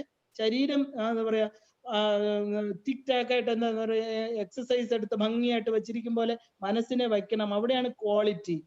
ആ ക്വാളിറ്റി മനസ്സിലുണ്ടാക്കണം. നമ്മുടെ മനസ്സിൽ ക്വാളിറ്റിയുള്ള ചിന്തകൾ വരണം. അതാണ് നമ്മുടെ മനസ്സിനെ ക്വാളിറ്റി കൂട്ടാൻ. അതിനെന്ത് വേണം? സത്തുക്കളുമായിട്ട് ബന്ധം വയ്ക്കണം. ഒരു എന്താ പറയാ ചീത്ത ചിന്തകൾ വരുമ്പോ ആ ഒരു അപ്പൊ തന്നെ എന്താ ഇത് ചീത്തയാണ്, നമ്മുടെ ബുദ്ധി പറയും ഇത് ചീത്തയാണ്, ഇതിനെ വിട്ടുകളയൂ. അപ്പൊ എന്ത് ചെയ്യണം? അതിനെ പ്യൂരിഫൈ ചെയ്യണം. വന്നോട്ടെ, അതൊന്നും തെറ്റല്ല. നമ്മള് കെട്ടിക്കിടക്കുന്ന ജലം പോലെയാണ് നമ്മുടെ മനസ്സ്. കാരണം കെട്ടിക്കിടക്കുന്ന ജലത്തിലെല്ലാം പായൽ വരും. ഭഗവാൻ പറയുന്നു ഡു സാധന ഇൻ ഐസൊലേഷൻ. എന്താ do Sadhana in isolation? Close your eyes എന്നൊക്കെ പറയുന്നത്. കണ്ണടയ്ക്കുക എന്ന് പറഞ്ഞാൽ എന്താ? കണ്ണടയ്ക്കുക മനസ്സിന്റെ പുറത്തേക്കുള്ള കണ്ണ അടയ്ക്കേണ്ടത്, അല്ലാതെ വെറും നമ്മുടെ ഈ പുറമേ ഉള്ള കണ്ണല്ല. ആ കണ്ണടച്ചു വെച്ച് എന്തൊക്കെ ചിന്തിക്കാം, എവിടെയെല്ലാം പോവാൻ നമുക്ക് പോവാറില്ലേ നമ്മള്? പക്ഷേ എന്താ പറയുക, ഡു സാധന ഇൻ ഐസൊലേഷൻ എന്ന് പറഞ്ഞാൽ കണ്ണടയ്ക്കുക എന്ന് പറഞ്ഞാൽ ആന്തരികമായിട്ടുള്ള മനക്കണ്ണിനെ അടയ്ക്കുക, പുറത്തേക്കുള്ള വാതിലുകളെല്ലാം അടയ്ക്കുക. എന്റെ നിധിയായിരിക്കുന്ന ജീവൻ അവിടെയാണ്. എൻ്റെ അമ്മ ഇരിക്കുന്ന ചിന്താമണി ഗൃഹത്തിലാണ് ഞാൻ കയറാൻ പോകുന്നത്. അതുമായിട്ട് എനിക്ക് കുറച്ച് സമയം ഇരിക്കണം. ആ ശക്തിയെ തിരിച്ചറിയണം. ആ ശക്തിയിലാണ് ഞാൻ വളരേണ്ടത്. എൻ്റെ മനസ്സിനെ തളർത്തുന്നത് ഈ ബാഹ്യമായിട്ടുള്ള എൻ്റെ അറ്റാച്ച്മെന്റ്സ് ആണ്, ബാഹ്യമായിട്ടുള്ള വസ്തുക്കളാണ്. എനിക്ക് ഊർജം പകരേണ്ട എൻ്റെ യഥാർത്ഥ സ്വധാമമാണ് എൻ്റെ മനസ്സ്, എൻ്റെ ഹൃദയം, എൻ്റെ ഹൃദയ പത്മം. അവിടെയാണ് എൻ്റെ അമ്മ ഇരിക്കുന്നത്. അതാണ് ഐസൊലേഷൻ. ഐസൊലേഷൻ എന്ന് പറഞ്ഞാൽ എന്താ? നമ്മൾ ഐസൊലേറ്റ് ചെയ്യുക. ഒരു പകർച്ചവ്യാധി വരുന്നവർ ഐസൊലേറ്റ് ചെയ്യാറില്ലേ? ഒരു മനോരോഗിയെ, ഒരു കുഷ്ഠരോഗിയൊക്കെ നമ്മൾ ഐസൊലേഷൻ, വേറെ ആളുമായിട്ട് ബന്ധമില്ലാത്ത രീതി വെക്കും. കാരണം പകർച്ച രോഗങ്ങളെല്ലാം പകരും, അല്ലേ? അതുപോലെ ഈ ഭവരോഗം എന്ന് പറയുന്നത്, ഈ അറ്റാച്ച്മെന്റ്സ്, ഈ പറയുന്ന ബാഹ്യവസ്തുക്കളെല്ലാം തന്നെ പകർച്ചവ്യാധികളാണ്. ഒരു മിനിറ്റ് മനസ്സിനെ തുറന്നു വിട്ടാല് അത് അതിലോട്ട് ചെന്ന് പറ്റി അതിനെക്കുറിച്ചുള്ള സുഖദുഃഖങ്ങളും അതിന്റെ കുറെ ഇമാജിനേഷൻസിലും മനസ്സ് അവിടെ വീഴും. അപ്പൊ ഐസൊലേറ്റ് ചെയ്യേണ്ടത് എന്തിനെയാ? മനസ്സിനെ. എവിടെ ഐസൊലേറ്റ് ചെയ്യണം? അമ്മയുമായിട്ട്. നമ്മുടെ ഹൃദയ ഗുഹയില് ആ അഹം എന്ന് പറയുന്ന ആത്മരൂപേണ ഭാതി, ആ ഒരു കുഹരത്തില്, ഒരു കിണറില്, ആ ഒരു അഷ്ടദള പത്മത്തിലിരിക്കുന്ന, ചിന്താമണി ഗൃഹത്തിലിരിക്കുന്ന വാതിലുകളെല്ലാം പൂട്ടി അകത്ത് നമ്മുടെ ഈ എന്താ പറയാ ബാഹ്യമായിട്ടുള്ള സമ്മർദ്ദങ്ങളൊക്കെ കണ്ട ഒരു ജീവാത്മാവ് കൂട്ടിലിട്ട കിളിയെ പോലെ അതിനകത്തിരുന്ന് വിങ്ങി പൊട്ടുക. ഇവരെന്താ ഇങ്ങനെ, എന്നെ മറന്നുപോയോ? ഇവര് ബാഹ്യത്തിനൊക്കെ ഇത്രയും പ്രാധാന്യം കൊടുക്കുന്നല്ലോ, ഒരു ദിവസം അവർ എന്നെ ഓർക്കുന്നില്ലല്ലോ എന്ന് വിചാരിച്ച ഒരു കണ്ണുനീരോട് കൂടിയിരിക്കണ ഒരു അമ്മ, ഇല്ലേ? അപ്പോ പുറത്തുള്ളതൊന്നിനും നമുക്ക് പുറത്തുള്ള ഒന്നും വന്ന് നമ്മളെ ഡിസ്റ്റർബ് ചെയ്യില്ല. അതാണ് സത്യം. നമ്മുടെ മനസ്സാണ് പുറത്തേക്ക് പോയി അതിലൊക്കെ പിടിച്ചകത്ത് കൊണ്ടുവരുന്നത്. അപ്പൊ ഐസൊലേഷൻ എന്ന് പറഞ്ഞാല് എന്താണ് നമ്മുടെ സാധന? ഒരിക്കലും സാധന എന്ന് പറയുന്നത് പുറമേ ചെയ്യാനുള്ളതല്ല. സാധന isolation. You are isolated with your mother, with your soulmate. നമ്മുടെ സോൾമേറ്റ് അമ്മയാണ്. അമ്മ മാത്രമേ ഉള്ളൂ അതിനകത്ത്, ഞാനും എൻ്റെ അമ്മയും. വേറെ ആരാ വേണ്ട? ഇതേ ഉള്ളൂ സത്യം. ബാക്കിയൊക്കെ നമ്മളായിട്ടിരിക്കുന്ന ആഡഡ് ആയിട്ടിരിക്കുന്ന ഒരു ഡ്രീമാണ്, നമ്മുടെ സ്വപ്നമാണ്. ഇവരൊക്കെ ഉണ്ടാവും, ഉണ്ടായിരിക്കും. നാളെ ഇന്ന് കാണുന്ന സ്വപ്നം വൈകിട്ട് ഇല്ലാതായി തീരുകയാണ്, ഇല്ലേ? പക്ഷെ ഇതോ ശാശ്വതമായിട്ടുള്ള ഒരു സുഖമുള്ള സ്വപ്നം, ഞാനും എൻ്റെ അമ്മയും. അവിടെ ഇരുന്ന് എന്ത് ചെയ്യണം? അതിന്റെ നടുക്ക് വേറെ ആരെയും കൊണ്ടുവരരുത്, ഞാനും അമ്മയും മാത്രം. ഇത് നമ്മൾ ഇതിനെയാണ് നമ്മൾ സാധന. സാധിച്ചെടുക്കണം, സിദ്ധനായി തീരണം. സാധ്യ വസ്തുവിനെ അറിഞ്ഞു കഴിഞ്ഞാല് സാധ്യമായതിലോട്ടുള്ള ഒരു പ്രയാണം, അതാണ് സാധന. അപ്പോ നമ്മുടെ ജീവിതത്തിന് ഒരു അടുക്കും ചിട്ടയും വരും. ഒരു 1000 പേരുടെ നടുക്കിരുന്നാലും നമുക്ക് ഈ ഐസൊലേഷൻ പറ്റും. കാരണം പ്രപഞ്ച സുഖങ്ങളും പ്രപഞ്ചത്തിലെ പ്രശ്നങ്ങളും ഒന്നും നമ്മളെ അലട്ടാതെ മനസ്സുകൊണ്ട്, അതാണ് ഈ ഋഷിമുനിമാര് ചെയ്യുന്നത്. അവർക്ക് പെട്ടെന്ന് അവരുടെ മനസ്സാകുന്ന ജാലകത്തെ അടയ്ക്കാൻ പറ്റും. കാരണം അവർക്ക് ബാഹ്യമായിട്ട് ഒന്നും നേടിയെടുക്കാനില്ല. എല്ലാം അടച്ചു കഴിഞ്ഞാൽ എന്താ? ആ മുറിക്കകത്ത് ഞാനും അമ്മയും മാത്രം. അതാണ് നമ്മുടെ മനസ്സെന്ന് പറയുന്നത്. ഒന്നിനും നമ്മളെ ഡിസ്റ്റർബ് ചെയ്യാൻ പറ്റാതെ, എന്താ പറയാ, നല്ല നല്ല രീതിയിൽ നല്ല ചിന്തകളുമായിട്ട് ആ ഒരു ഓരോ ദിവസവും ആ മുറിക്കകത്ത് അമ്മയുമായിട്ട് ചെലവഴിക്കുന്ന ഓരോ മിനിറ്റും പ്യൂരിഫിക്കേഷൻ. ഞാൻ ശുദ്ധനായി, ശുദ്ധം, നിർലേപ, നിർമ്മല, നിത്യ, ആ ഭഗവതിയുമായിട്ട് നമ്മൾ നിത്യമായിരിക്കുന്ന പരാശക്തിയുമായിട്ട് നമ്മൾ ചേരുകയാണ് ചെയ്യുന്നത്. നമുക്കറിയാം, നല്ല പാല് കൊണ്ടുവന്നു, കുറച്ച് വെള്ളവും കൂടെ ഇരിക്കുന്നു, ഇല്ലേ? കറന്നെടുത്ത ശുദ്ധമായിട്ടുള്ള പാല്. ആ പാല് നമ്മൾ വെള്ളത്തിൽ ചേർക്കുകയാണെങ്കിൽ എന്ത് ചെയ്യും? പാലിന് നോ ചോയ്സ്, നമ്മളാണ് ഒഴിക്കുന്നത്, അല്ലേ? ആ പാല് വെള്ളത്തിൽ ചേർന്ന് പാലും വെള്ളവും കൂടെ ചേർന്ന് പാൽ വെള്ളമായിട്ട് തീരും. അതേസമയം പാലിനെ സെപ്പറേറ്റ് ആയിട്ട് വെച്ചാലോ, വെള്ളത്തിൽ ചേർക്കാതെ, ആ പാൽ അവിടെ ഇരിക്കുന്നു. കുറച്ച് തൈര് ഒഴിക്കുമ്പോൾ നാളെ അത് കട്ട പിടിച്ച തൈരായി. അതിൽ ഒളിഞ്ഞു കിടക്കുന്ന അതിനെ കടഞ്ഞെടുക്കുമ്പോൾ നമുക്ക് വെണ്ണ കിട്ടും. വെണ്ണയെ ഉരുക്കിയ നെയ്യാവും. എന്തെല്ലാം പ്രോസസ്സിങ്ങിലൂടെ അത് തനിയെ ഇരുന്നാൽ അതിനകത്ത് ഒളിഞ്ഞു കിടക്കുന്ന ശക്തിയെ നമുക്ക് തിരിച്ചറിയാൻ പറ്റും. പക്ഷെ വെള്ളത്തിലൂടെ ചേർന്നാലോ, വെള്ളത്തിലൂടെ ചേർന്ന് അത് വെള്ളമായിട്ട് തീരും. കുറെ പേര് കുടിക്കും, കുറെ പേര് കളയും, ചായ ഇടും, അത് തീർന്നു. പാലിൽ ഒളിഞ്ഞു കിടക്കുന്ന ശക്തികളൊന്നും നമ്മൾ അറിയാതെ പോവുകയാണ്. ഈ പാലെന്ന് പറയുന്നതാണ് നമ്മുടെ മനസ്സ്. മെറ്റീരിയൽ വേൾഡ് ആണ് വെള്ളം. അപ്പൊ നമ്മുടെ മനസ്സിനെ എന്ത് ചെയ്യണം? പാലിനെ വെള്ളത്തിലോട്ട് ചേർക്കരുത്. വെള്ളത്തിൽ ചേർന്ന് എപ്പോഴും ഈ മെറ്റീരിയൽ വേൾഡ് നമ്മുടെ ആത്മശക്തിയെ ചോർത്തിക്കൊണ്ടേയിരിക്കും. അപ്പൊ അത് നമ്മൾ കുറച്ച് ആത്മശക്തിയുമായിട്ട് കുറച്ചു നേരം നമ്മൾ ഇരിക്കണം. ആ മനസ്സിനെ പതുക്കെ കാലക്രമേണ ഈ പറഞ്ഞ പ്രപഞ്ചത്തിൽ നിന്ന് നമുക്ക് ആ വെള്ളം, അതാണ് നമ്മൾ ഹംസം എന്ന് പറയുന്നത്, പാലും വെള്ളവും നിത്യ അനിത്യ വിവേകം, എന്താണ് ശാശ്വതമായിട്ടുള്ളതെന്ന് അറിഞ്ഞ് പതുക്കെ മനസ്സിനെ കൊണ്ടുവന്ന് അഭ്യസിപ്പിക്കണം. അതിനെയാണ് നമ്മൾ സാധന, ഉപാസന. ചീത്തയാകാതെ അതിനെ ട്രാൻസ്ഫോർമേഷൻ കൊടുക്കണം, ഇല്ലേ? ഈ പാലിനെ ട്രാൻസ്ഫോം ചെയ്തു, അത് ചീത്തയായില്ല, തൈരായി. തൈരിൽ കിടന്ന അതിന്ന് നമുക്ക് കടഞ്ഞപ്പോ വെണ്ണ കിട്ടി. വെണ്ണ നെയ്യായിട്ട് തീർന്നു. എന്തൊക്കെ മാറിയത്? ഒരിക്കലും നശിച്ചു പോകാത്ത നറുനെയ്യ്. ഭഗവാൻ ഏറ്റവും ഇഷ്ടം നെയ്യും വെണ്ണയുമാണ്, അല്ലെ? അപ്പൊ നശിക്കാത്ത ഒരു സാധനം നശിക്കുന്നിടത്ത് ഉണ്ടായിരുന്നു. അത് നാശത്തിന് വിട്ടുകൊടുത്തിരുന്നെങ്കിൽ, വെള്ളത്തിൽ ചേർത്തിരുന്നെങ്കിൽ അത് വെള്ളമായി പോയനെ. മാറ്റി നിർത്തി ഐസൊലേറ്റഡ് ആയിട്ട് വെച്ചപ്പോ അതിൽ നിന്ന് ഉറഞ്ഞു കിടക്കുന്ന, അതിൽ ഒളിഞ്ഞു കിടക്കുന്ന ശക്തികളെ നമ്മൾ തിരിച്ചറിഞ്ഞ് അതിനെ ശാശ്വതമായിട്ടുള്ളതിലോട്ട് നമ്മൾ എത്തിച്ചു. ഇത് തന്നെയാണ് നമ്മുടെ മനസ്സ്, നമ്മുടെ ആധ്യാത്മിക സാധന ചെയ്യുന്നത്. നമ്മുടെ മെറ്റീരിയൽ വേൾഡും നമ്മുടെ ഉള്ളിലുള്ള മഹാശക്തിയും. അപ്പോ ബാഹ്യ പ്രപഞ്ചത്തെ നമ്മൾ മാറ്റി നിർത്തണം എന്നല്ല, സാധന സമയത്തെങ്കിലും നമ്മൾ എന്ത് ചെയ്യണം? ആ അമ്മയുമായിട്ട് നമ്മൾ ഒരു ഐസൊലേറ്റഡ് ആയിട്ട് ഞാനും എൻ്റെ അമ്മയും മാത്രമായിട്ട് ഇരിക്കണം. എന്നാലേ നമുക്ക് ആ ശക്തി എന്തുമായിട്ട് അടുത്തിരിക്കുന്ന ഒരു 10 ദിവസം നമ്മൾ ചിന്തിച്ചു നോക്കൂ. ഒരു ചാണകം മെഴുകിയ തറയിലിരുന്നാൽ 10 ദിവസം കഴിയുമ്പോൾ നമ്മുടെ വസ്ത്രങ്ങൾക്കെല്ലാം ചാണകത്തിന്റെ ഒരു ഗന്ധം വരും. ചാണകം മോശം എന്നല്ല. അതേസമയം സുഗന്ധ പുഷ്പങ്ങൾ നിറഞ്ഞ ഒരു ഉദ്യാനത്തിലാണ് ഇരിക്കണമെങ്കിൽ 10 ദിവസം കൊണ്ട് നമ്മൾ അറിയാത്ത ഒരു സുഗന്ധം നമ്മുടെ മനസ്സിന്, നമ്മുടെ ശരീരത്തിന്, നമ്മുടെ വസ്ത്രങ്ങൾക്ക് പോലും ഒരു സുഗന്ധം ഉണ്ടാവും. ഈ ഭഗവാൻ എന്ന് പറയുന്നത് ഒരു സുഗന്ധമാണ്. ഈ അമ്മ സുഗന്ധമാണ്.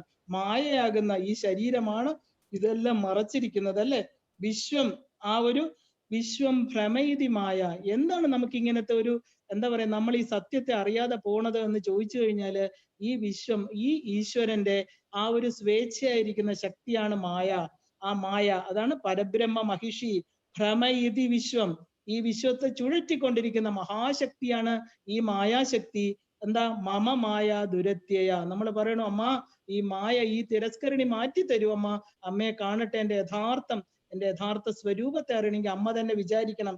ഈ മായ എന്നാല് ആ മായയെ വശത്താക്കിയാല് ഈശ്വരൻ വശമായി എന്ന് അർത്ഥം. അതായത് മായയെ നമ്മൾ അതിക്രമിക്കാൻ പറ്റണം. നമുക്ക് ഈശ്വരനെ ജയിക്കാനല്ല. നമുക്ക് ഈശ്വരനെ ഒരിക്കലും ജയിക്കാൻ പറ്റില്ല.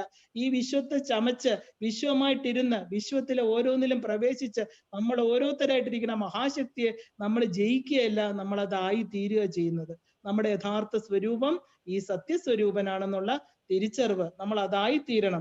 അതിനാണ് നമ്മുടെ ഈ സാധന. മനസ്സെന്നത് ഈശ്വരന്റെ ഒരു മെറ്റീരിയൽ എനർജിയാണ്.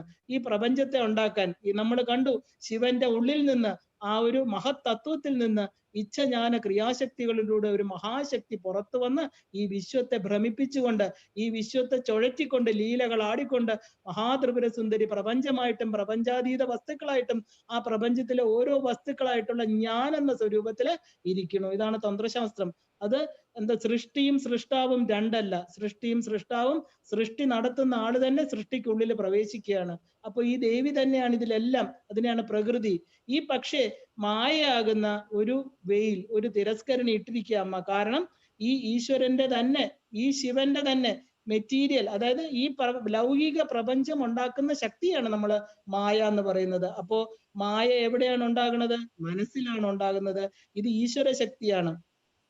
അപ്പൊ മായ എന്ന് പറയുന്നത് പ്രകൃതിയും മഹേശ്വരൻ എന്ന് പറയുന്നത് പുരുഷനും നമ്മുടെ ഉള്ളിലിരിക്കുന്ന ആത്മാവുമാണ്. അപ്പൊ ഈശ്വരനെ അറിയാത്തവർ ഈ മായയാകുന്ന ഒരു അജ്ഞാന ആവരണം ഉണ്ട്.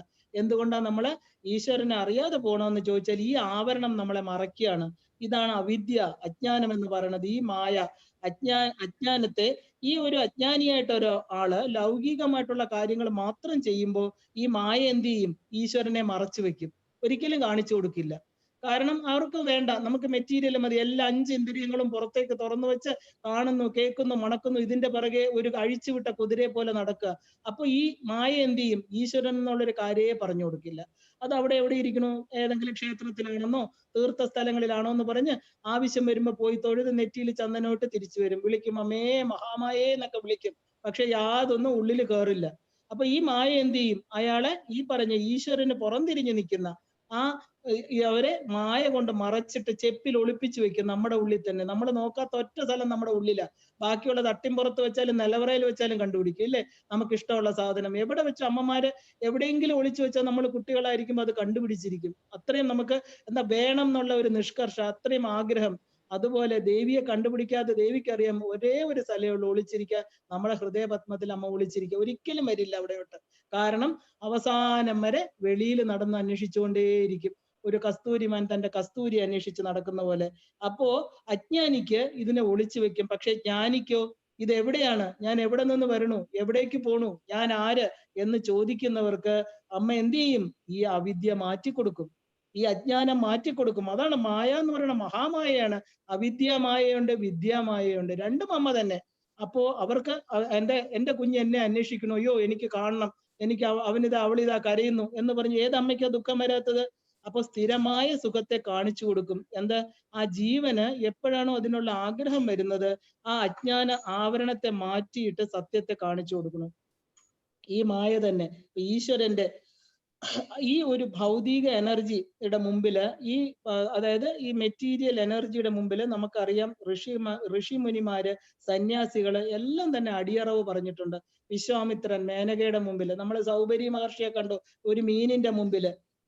അപ്പോ അപ്പൊ നമ്മുടെ ദേവി മഹാത്മ്യത്തിൽ തന്നെ പറയണില്ലേ, ജ്ഞാനിനാമപി ചേതാംസി ദേവി ഭഗവതി ഹിസ ബലാദാകർഷ്യ, ബലമായിട്ട് പിടിച്ച് വേണ്ടാന്ന് പറഞ്ഞ് കണ്ണടച്ചിരിക്കുന്ന ആളിന്റെ മുമ്പിൽ വന്ന് കാലുകൊണ്ട് കിലുക്കി കണ്ണുകൊണ്ട് ശബ്ദമുണ്ടാക്കി മണം കൊടുത്ത് എന്താ ഋഷ്യശൃംഖനെ വശീകരിച്ച പോലെ ഏതൊക്കെ ഇന്ദ്രിയം അടച്ചു വെക്കുന്നു ആ ഇന്ദ്രിയത്തിന്റെ മുമ്പിൽ മായ വന്ന് പ്രകടീകൃതമായിട്ടുള്ള നർത്തനം തുടരും. അപ്പോ ഏത് ബലാദാകർഷ്യ മോഹായ മഹാമായ പ്രയശ്ചതി, മഹാമായ എന്ത് ചെയ്യണു, നമ്മളെ മോഹിപ്പിക്കും. ഇതിൽ നിന്നെല്ലാം ഉറച്ച ഒരു മനസ്സുണ്ടെങ്കിൽ മാത്രമേ നമുക്ക് ചെറുത്ത് നിൽക്കാൻ പറ്റുള്ളൂ.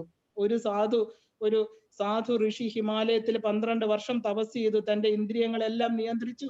അദ്ദേഹം വിചാരിച്ചു ഞാൻ തന്നെയാണ് ഇനി മഹാഋഷി എന്ന് പറഞ്ഞ് അദ്ദേഹം 12 വർഷത്തിലൊരിക്കൽ ഗംഗാ സ്നാനത്തില് കുംഭമേള സമയത്ത് അവിടെ നിന്ന് ഇറങ്ങി വരാറുണ്ട്.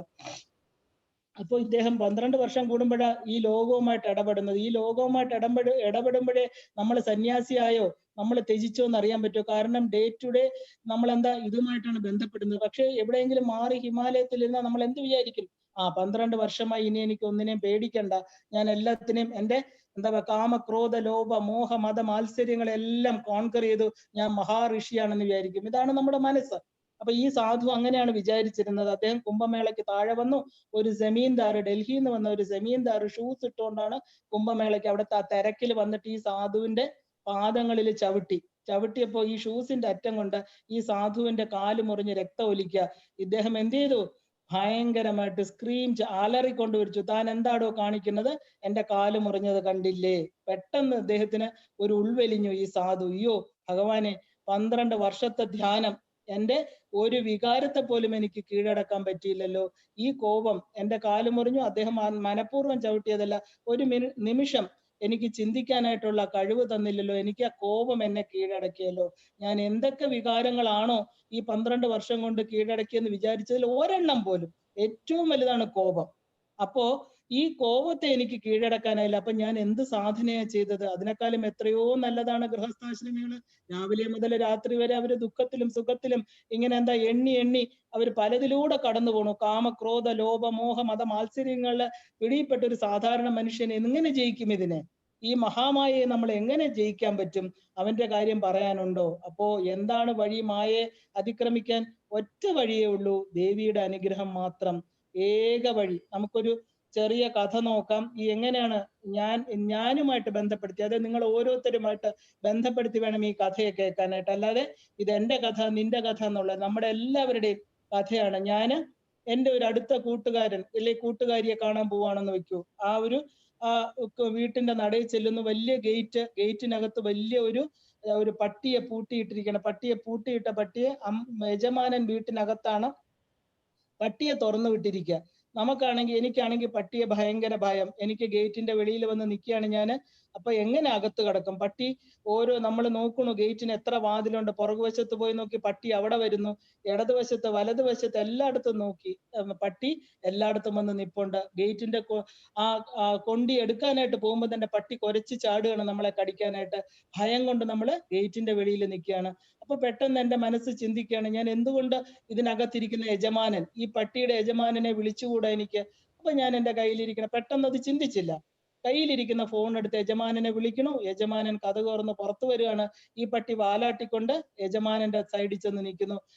അപ്പൊ sit Tommy, why you are running എന്നൊക്കെ ചോദിക്കുന്നു. ഇംഗ്ലീഷിൽ അദ്ദേഹം പറയുന്നു, മര്യാദയ്ക്ക് ചെയിൻ ചെയ്തിട്ടുള്ള പോലെ, അതായത് തന്റെ വാസനകളെല്ലാം ഇല്ലാതാക്കി. ഒരു മൃഗങ്ങൾക്കെല്ലാം മൃഗീയ വാസനകളില്ലേ, അത് കടിക്കാൻ വരും, അത് എല്ലിനെ കാണുമ്പം മുരളും, അങ്ങനെയൊക്കെ ചെയ്യും. സ്ട്രേഞ്ചേഴ്സിനെ കാണുമ്പോൾ കടിക്കുക. ഈ പട്ടിയെ ഒരു ട്രെയിൻ ചെയ്തിട്ടുള്ള ഒരു ശീലങ്ങൾ പഠിപ്പിച്ച പട്ടിയായിട്ട് അത് 2 കാലും വെച്ച് മാസ്റ്ററുടെ കാലിന്റെ താഴെ കിടക്കുക. നീ എന്തിനാ ഗേറ്റിന്റെ അടുത്ത് പോയത്? മാസ്റ്റർ ചോദിക്കാൻ. ഇത് എന്റെ ഫ്രണ്ടാണെന്ന് അറിയില്ലേ? അവിടെ അനങ്ങരുത്, കടന്നോളൂ എന്ന് പറയുക. നമുക്ക് ഈ കഥയിൽ നിന്ന് എന്താ മനസ്സിലാക്കേണ്ടത്? നമ്മൾ എത്ര മായയെ അതിക്രമിക്കാൻ ശ്രമിച്ചാലും മായയുടെ യജമാനനെ നമ്മൾ കണ്ടേ പറ്റുള്ളൂ. അവിടെ ശരണാഗതി ചെയ്താല് ഈ മായയെ നിലനിർത്താൻ, ഈ മായയെ മര്യാദയ്ക്ക് നിർത്താൻ ഈ മായയുടെ ഉടമസ്ഥന് മാത്രമേ പറ്റുള്ളൂ, അല്ലെ? ഈ പട്ടി എന്തുകൊണ്ട് ശാന്തനായി? അതിന്റെ യജമാനനെ കണ്ടപ്പോ. യജമാനൻ പറഞ്ഞാൽ മാത്രമേ പട്ടി കേൾക്കുള്ളൂ, അല്ലേ? അപ്പൊ എനിക്ക് ഭയമില്ലാതെ അകത്ത് കയറാൻ പറ്റും. അപ്പോ മാസ്റ്ററിനെ ആശ്രയിച്ച് ഇരിക്കുകയാണ് നമ്മള്. ആദ്യം എന്താ ചെയ്യണത്? ഈ പട്ടിയെ ടൈം ചെയ്യാൻ നോക്കും, വീട്ടിനകത്ത് ചാടിക്കയറാൻ നോക്കും, പറ്റില്ല. കാരണം പട്ടിയെ ട്രെയിൻ ചെയ്ത മാസ്റ്റർ ഉണ്ട്. ആ മാസ്റ്ററിനെ കാണണം, നമ്മുടെ ഭയം ഇല്ലാതാക്കണം. അതായത് നമ്മൾ അകത്ത് കയറണമെങ്കിൽ എന്ത് ചെയ്യണം? നമ്മുടെ ഭയം പോണം. ഈ മാസ്റ്റർ വന്നാൽ പട്ടി നമ്മളെ കടിക്കില്ല എന്ന് ഉറപ്പുണ്ടെങ്കിൽ ഞാൻ അതിനകത്ത് കയറുള്ളൂ, ഇല്ലേ? ഇല്ലെങ്കിൽ ഭയമല്ലേ നമുക്ക്. അപ്പോ നമുക്ക് എവിടെയാണ് ഉറപ്പ്? പട്ടിയിലാണോ മാസ്റ്ററിലാണോ? മാസ്റ്ററിലാണ് നമുക്ക്. കാരണം ഇദ്ദേഹം പറഞ്ഞാൽ ഈ പട്ടി അനുസരിക്കും. കാരണം പട്ടി 2 കാലും താഴെ വെച്ചിട്ട് അനങ്ങാതെ അവിടെ കിടക്കുക. ഈ ഈശ്വരനെ ഇതുപോലെയാണ്. ഈശ്വരനെ നമ്മള് അഭയം പ്രാപിക്കാതെ വേറെ കുറെ കാര്യങ്ങൾ ചെയ്യുന്നു, പൂജ ചെയ്യണു, വ്രതം ചെയ്യണു, യോഗം, ഈ മായയെ തരണം ചെയ്യാനൊക്കെ നമ്മൾ എന്തെല്ലാം കാര്യങ്ങളാ ചെയ്യണത്. രക്ഷിക്കൂ രക്ഷിക്കൂ എന്ന് വിളിച്ച് അമ്പലങ്ങൾ തോറും നടക്കുന്നു. പക്ഷെ ഈ പാദപത്മങ്ങളെ മാത്രം നമ്മൾ ശരണാഗതി ചെയ്യണില്ല. ഈ മായയാകുന്ന തിരസ്കരണിയെ തരണം ചെയ്യണമെങ്കിൽ എന്ത് ചെയ്യണം? ഭവതാരിണിയായിട്ടിരിക്കുന്ന ഈ അമ്മയുടെ കാലിൽ ആദ്യം ശരണാഗതി ചെയ്യണം. അമ്മ എന്ത് ചെയ്യും? അമ്മ ഈ പറയുന്ന ഭയമാകുന്ന, നമ്മൾ എന്തിനെയാണോ ഈ മഹാമായായിരിക്കുന്ന, ഇന്ന് പട്ടിയുടെ രൂപത്തിൽ ഞാൻ പറയണു, ഒരു ഭയത്തെ കൊടുക്കുന്ന ആ ജന്തുവിനെ, ആ മഹാമായയെ അമ്മ തന്നെ അമ്മയുടെ കൈകൊണ്ട് ഇല്ലാതാക്കുക ചെയ്യുന്നത്. ആ കർട്ടൻ, ആ തിരസ്കരണി നമുക്ക് മാറ്റിത്തരണു. നമുക്കൊരു തണല് വേണ്ടേ? നമുക്ക് ആ മറുകര എത്തണമെങ്കിൽ ഒരാളുടെ കൈ പിടിച്ച് പോണം. ആ എന്താ പറയാ, നമുക്ക് അനുഗ്രഹം വേണം. ആ അനുഗ്രഹം കൊണ്ട് മാത്രമേ ഈ മെറ്റീരിയൽ എനർജി എന്ന് പറയുന്ന മായയെ തരണം ചെയ്യാൻ പറ്റൂ. അവിടെ നമുക്ക് ഭവതാരിണി വേണം. ഭവത്തെ തരണം ചെയ്യാൻ ആശ്രയിക്കാൻ പറ്റുന്ന ഒരു ശക്തി വേണം. ശ്വേതാശ്വര ഉപനിഷത്തിൽ പറയണു, ദേവിയുടെ അനുഗ്രഹം, നമ്മുടെ എഫേർട്ട് രണ്ടും കൂടെ ഒത്തുചേരുമ്പോൾ മാത്രമേ ഈ മായയെ തരണം ചെയ്യാൻ പറ്റുള്ളൂ. തവ പ്രഭാവാത് ദേവപ്രസാദാത്ത് എന്നാ പറയുന്നത്. നമ്മുടെ പ്രഭാവം, നമ്മുടെ എഫേർട്ട് വേണം, ദേവിയുടെ പ്രസാദം വേണം, അല്ലെ? We need the 2 things, your effort and the grace of God. ഇത് ആരാ പറയണത്? നല്ല ഒരു ബുക്കുണ്ട്, വളരെ നിങ്ങൾക്ക് വായിക്കാൻ പറ്റുമെങ്കിൽ വായിക്കണം. ഈ പറഞ്ഞ ദ മദർ എന്ന് പറഞ്ഞിട്ട് ഔറോബിന്ദോയുടെ ഒരു പുസ്തകമുണ്ട്. വളരെ വളരെ നല്ല ബുക്കാണ്. ഉപനിഷത്തിലെ ഒരുപാട് കാര്യങ്ങൾ അതിനകത്ത് പറയുന്നുണ്ട്. അപ്പോ അതിനകത്ത് ആദ്യത്തെ പേജിൽ അത് പറയുന്നുണ്ട്. അദ്ദേഹം 2 ശക്തികൾക്ക് മാത്രമേ നമ്മളെ കരകയറ്റാൻ പറ്റുള്ളൂ. എന്താണ്? The difficult thing is the aim of our endeavour, the inspiration that calls from below. നമ്മുടെ താഴെ നിന്ന് എന്താ വരേണ്ടത്? നമ്മുടെ ഇൻസ്പിറേഷൻ, നമ്മുടെ ആഗ്രഹം, ആ ഉറച്ച വിശ്വാസം, ഇൻസ്പിറേഷൻ വേണം. നമുക്കിത് വേണം വേണം വേണം. ആ ഒരു എന്താ ലക്ഷ്യം ഉറപ്പിച്ചു കഴിഞ്ഞാൽ, ഇപ്പൊ അർജുനന്റെ അടുത്ത് പറയും പോലെ, ഈ ഒരു മരത്തിൽ കെട്ടിയിരിക്കുന്ന തത്ത, ആ തത്തയുടെ എന്ത് കണ്ടു? അപ്പൊ അർജുനൻ ഒഴിച്ച് ബാക്കി എല്ലാവരും കണ്ടു. മരത്തെ കണ്ടു, ആകാശത്തെ കണ്ടു, ചില്ലകൾ കണ്ടു, തത്തയും കണ്ടു. അർജുനനോട് ചോദിച്ചു, എന്തിനെ കണ്ടു? ഞാൻ തത്തയുടെ കണ്ണ് മാത്രം കണ്ടു. അങ്ങനെയുള്ളവർക്ക് മാത്രമേ ലക്ഷ്യത്തിൽ എത്തിച്ചേരാൻ പറ്റുള്ളൂ. അതിനെയാണ് നമ്മൾ ആ ഒരു എന്താ പറയാ ഉറപ്പെന്ന് പറയണത്. ആ ഒരു ഇൻസ്പയർ ചെയ്യണം നമുക്ക്. അപ്പൊ ദ്രോണര് പറഞ്ഞു, ഇതില് അർജുനൻ വിജയിയാവാൻ കാരണം എന്താണ്? ആ കോൺസെൻട്രേഷൻ. ബാക്കി ഒന്നും കണ്ടില്ല. എനിക്ക് ആ ഈശ്വരിയെ വേണം, ആ പരാശക്തിയെ വേണം എന്ന ഉറപ്പുണ്ടെങ്കിൽ നമ്മുടെ ഉള്ളില് ആ ഒരു ഉറക്കണം. നമ്മൾ ആ എയിം ഉറച്ചു കഴിഞ്ഞിട്ട് എന്ത് പറയണം? അതിനെയാണ് കോൾസ് ഫ്രം ബിലോ എന്ന് പറയുന്നത്. നമ്മൾ ഭൂമിയിലുള്ളവര്, നമ്മുടെ അടിയിൽ നിന്ന്, നമ്മുടെ മൂലാധാര ചക്രത്തിൽ നിന്ന് ഉയർന്നു വരുന്ന അദമ്യമായിട്ടുള്ള ഒരു ആഗ്രഹം, അങ്ങനെ വന്നു കഴിയുമ്പോൾ the divine grace that answers from above. അപ്പൊ അതിന് ഉത്തരം എവിടെ നിന്ന് കിട്ടും? മുകളിൽ നിന്ന് വരും, ഉറപ്പാ. അതിന് മാറ്റമില്ല. എത്രയോ അനുഭവസ്ഥരുടെയാണ്. ആ ഒരു ഔറോബിന്ദോ പറയും പോലെ ഇത് രണ്ടും കൂടെ ഒരു മീറ്റിംഗ് പ്ലേസ് ആണ് അനുഗ്രഹം എന്ന് പറയുന്നത്. ആ ഗ്രേസ് ലഭിച്ചിട്ട് ഈശ്വരനെ അറിയണം. ആ സംരക്ഷണ വലയത്തിൽ നമ്മൾ ആവണം. എന്താ അതിന് നമ്മുടെ കർമ്മങ്ങൾ ശുദ്ധമാക്കണം, ഇല്ലേ? ഈശ്വരന് യാതൊരു ഡിസ്ക്രിമിനേഷനും ഇല്ല. നമ്മൾ ഓരോരുത്തർക്കും അർഹതപ്പെട്ടതെല്ലാം അവിടെ തരും. നമ്മളാണ് അവിടെ ഡിസ്ക്രിമിനേഷൻ ഉണ്ടാക്കുന്നത്. കാരണം നമുക്ക് അനുഗ്രഹം നമ്മൾ നേടിയെടുക്കേണ്ട ഒരു കാര്യം ആരും സ്പൂണിൽ നമുക്ക് കൊണ്ട് തരില്ല. കാരണം നമ്മളൊരു കഥ, ഇത് കൊച്ചു കൊച്ചു കഥകൾ പറയാൻ കാരണം ഇതെല്ലാം നമുക്ക് ഭയങ്കര ഇൻസ്പിറേഷൻ ആണ്. ഒരു കർഷകന് 2 മക്കളുണ്ടായിരുന്നു. അദ്ദേഹം വയസ്സായി. 2 മക്കളോടും പറഞ്ഞു, നിങ്ങൾ പാടത്തിന് കൃഷി ചെയ്യണം, എന്നെ കൊണ്ട് പറ്റില്ല, നിങ്ങൾക്ക് അതിനനുസരിച്ചുള്ള റെമ്യൂണറേഷൻ ഞാൻ തരും. 2 മക്കളും സന്തോഷത്തോടു കൂടി കേട്ടു. എന്റെ സ്വത്ത് 2ആയിട്ട് വിഭജിച്ച് ഞാൻ നിങ്ങൾക്ക് തരും, പക്ഷെ നിങ്ങൾ ജോലി ചെയ്യുന്നത് എനിക്ക് കാണണമെന്ന് പറയുകയാണ്. അതിൽ ഒരാൾ രാവിലെ തന്നെ പാടത്ത് പോയി വൈകിട്ട് വരെ എല്ലുമുറിയെ പണി ചെയ്തു, എല്ലാം ചെയ്ത് വൈകിട്ട് വന്നു. രണ്ടാമത്തെ മകൻ വീട്ടിൽ ടിവിയും കണ്ടു. അച്ഛൻ ഈ പറയുന്നതൊക്കെ ചുമ്മാതാണ്, എനിക്ക് വേറെ പണിയില്ല, അച്ഛൻ മരിച്ചാൽ ഇതെല്ലാം എനിക്ക് തന്നെ കിട്ടും, എന്തിന് ഞാൻ പണി ചെയ്യണം എന്ന് പറഞ്ഞ് ഇദ്ദേഹം എന്ത് ചെയ്തു, ഭക്ഷണവും കഴിച്ച് ടിവിയും കണ്ട് അവിടെ ഇരുന്നു. എല്ലുമുറിയെ പണി ചെയ്ത ആള് തിരിച്ച് വീട്ടിൽ വന്ന് കുളിച്ച് സന്തോഷമായിട്ടിരുന്നപ്പോ അച്ഛൻ സന്തോഷത്തോടുകൂടി 1000 രൂപ കൊണ്ട് കൊടുത്തു. മോനെ, നീ രാവിലെ മുതൽ രാത്രി വരെ പണി ചെയ്തതിന്റെ കൂലി, സന്തോഷമായിട്ട് ഈ പൈസ വെക്കൂ, നിനക്ക് ഇഷ്ടമുള്ളത് മേടിക്കൂ എന്ന് പറഞ്ഞു. മറ്റേ ആള് ടിവിയും കണ്ട് ഭക്ഷണവും കഴിച്ചിരിക്കുന്ന ആള് കുറച്ചു സമയം കഴിഞ്ഞപ്പോ അച്ഛനല്ലേ, അച്ഛൻ എന്നുള്ള നിലയില് മകനോട് പറഞ്ഞു, നീ ഒരു കർമ്മവും ചെയ്തില്ലെങ്കിലും എന്റെ ഡ്യൂട്ടി, ഞാൻ നിന്റെ അച്ഛനായി പോയി, ഈ 1000 രൂപ നിനക്കും തരുന്നു എന്ന് വിചാരിച്ച് കൊടുക്കുകയാണ്.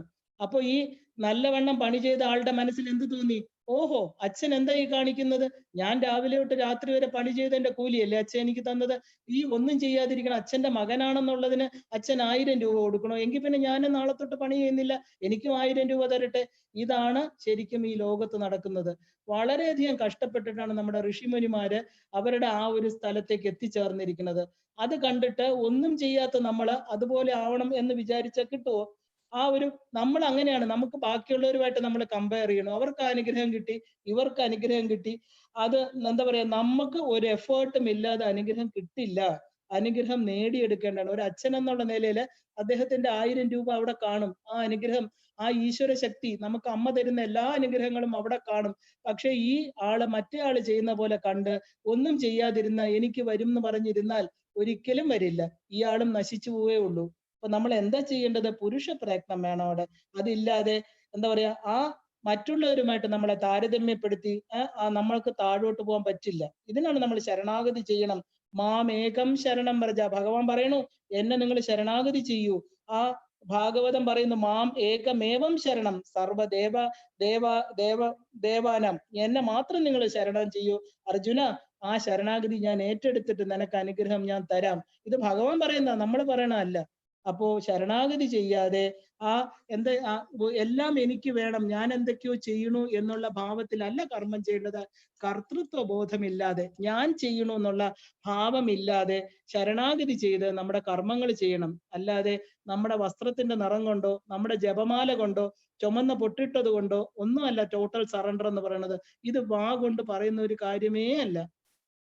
ഭഗവാൻ പറയുന്നു, നീ എന്നെ സറണ്ടർ ചെയ്യുന്നു. അപ്പൊ നമ്മൾ ഏത് കാര്യം, ഞാൻ സറണ്ടർ ചെയ്തു എന്ന് പറഞ്ഞുകൊണ്ടിരിക്കോ? അപ്പോഴാണ് നമുക്ക് കിട്ടുന്നത്. ഈ സറണ്ടർ ചെയ്യുന്നത് വാ കൊണ്ടോ ശബ്ദം കൊണ്ടോ അല്ല, ഇതൊരു സ്റ്റേറ്റ് ഓഫ് അവർ കോൺഷ്യസ്നെസ് ആണ്. അതറിയാതെ വന്നു ചേരും നമ്മളിൽ തന്റെ ഗുരു. ഇവിടെയാണ് ഗുരുവിന്റെ ആവശ്യം വരുന്നത്. കാരണം മൈൻഡ് പ്യൂരിഫിക്കേഷൻ എന്ന പ്രോസസ്സ് ഇവിടെയാണ് വേണ്ടത്. ആ ശക്തിയുടെ അടുത്ത് എത്തിക്കുക എന്നുള്ള ഒരു വലിയ ഉത്തരവാദിത്തമാണ് ഗുരുവിനുള്ളത്.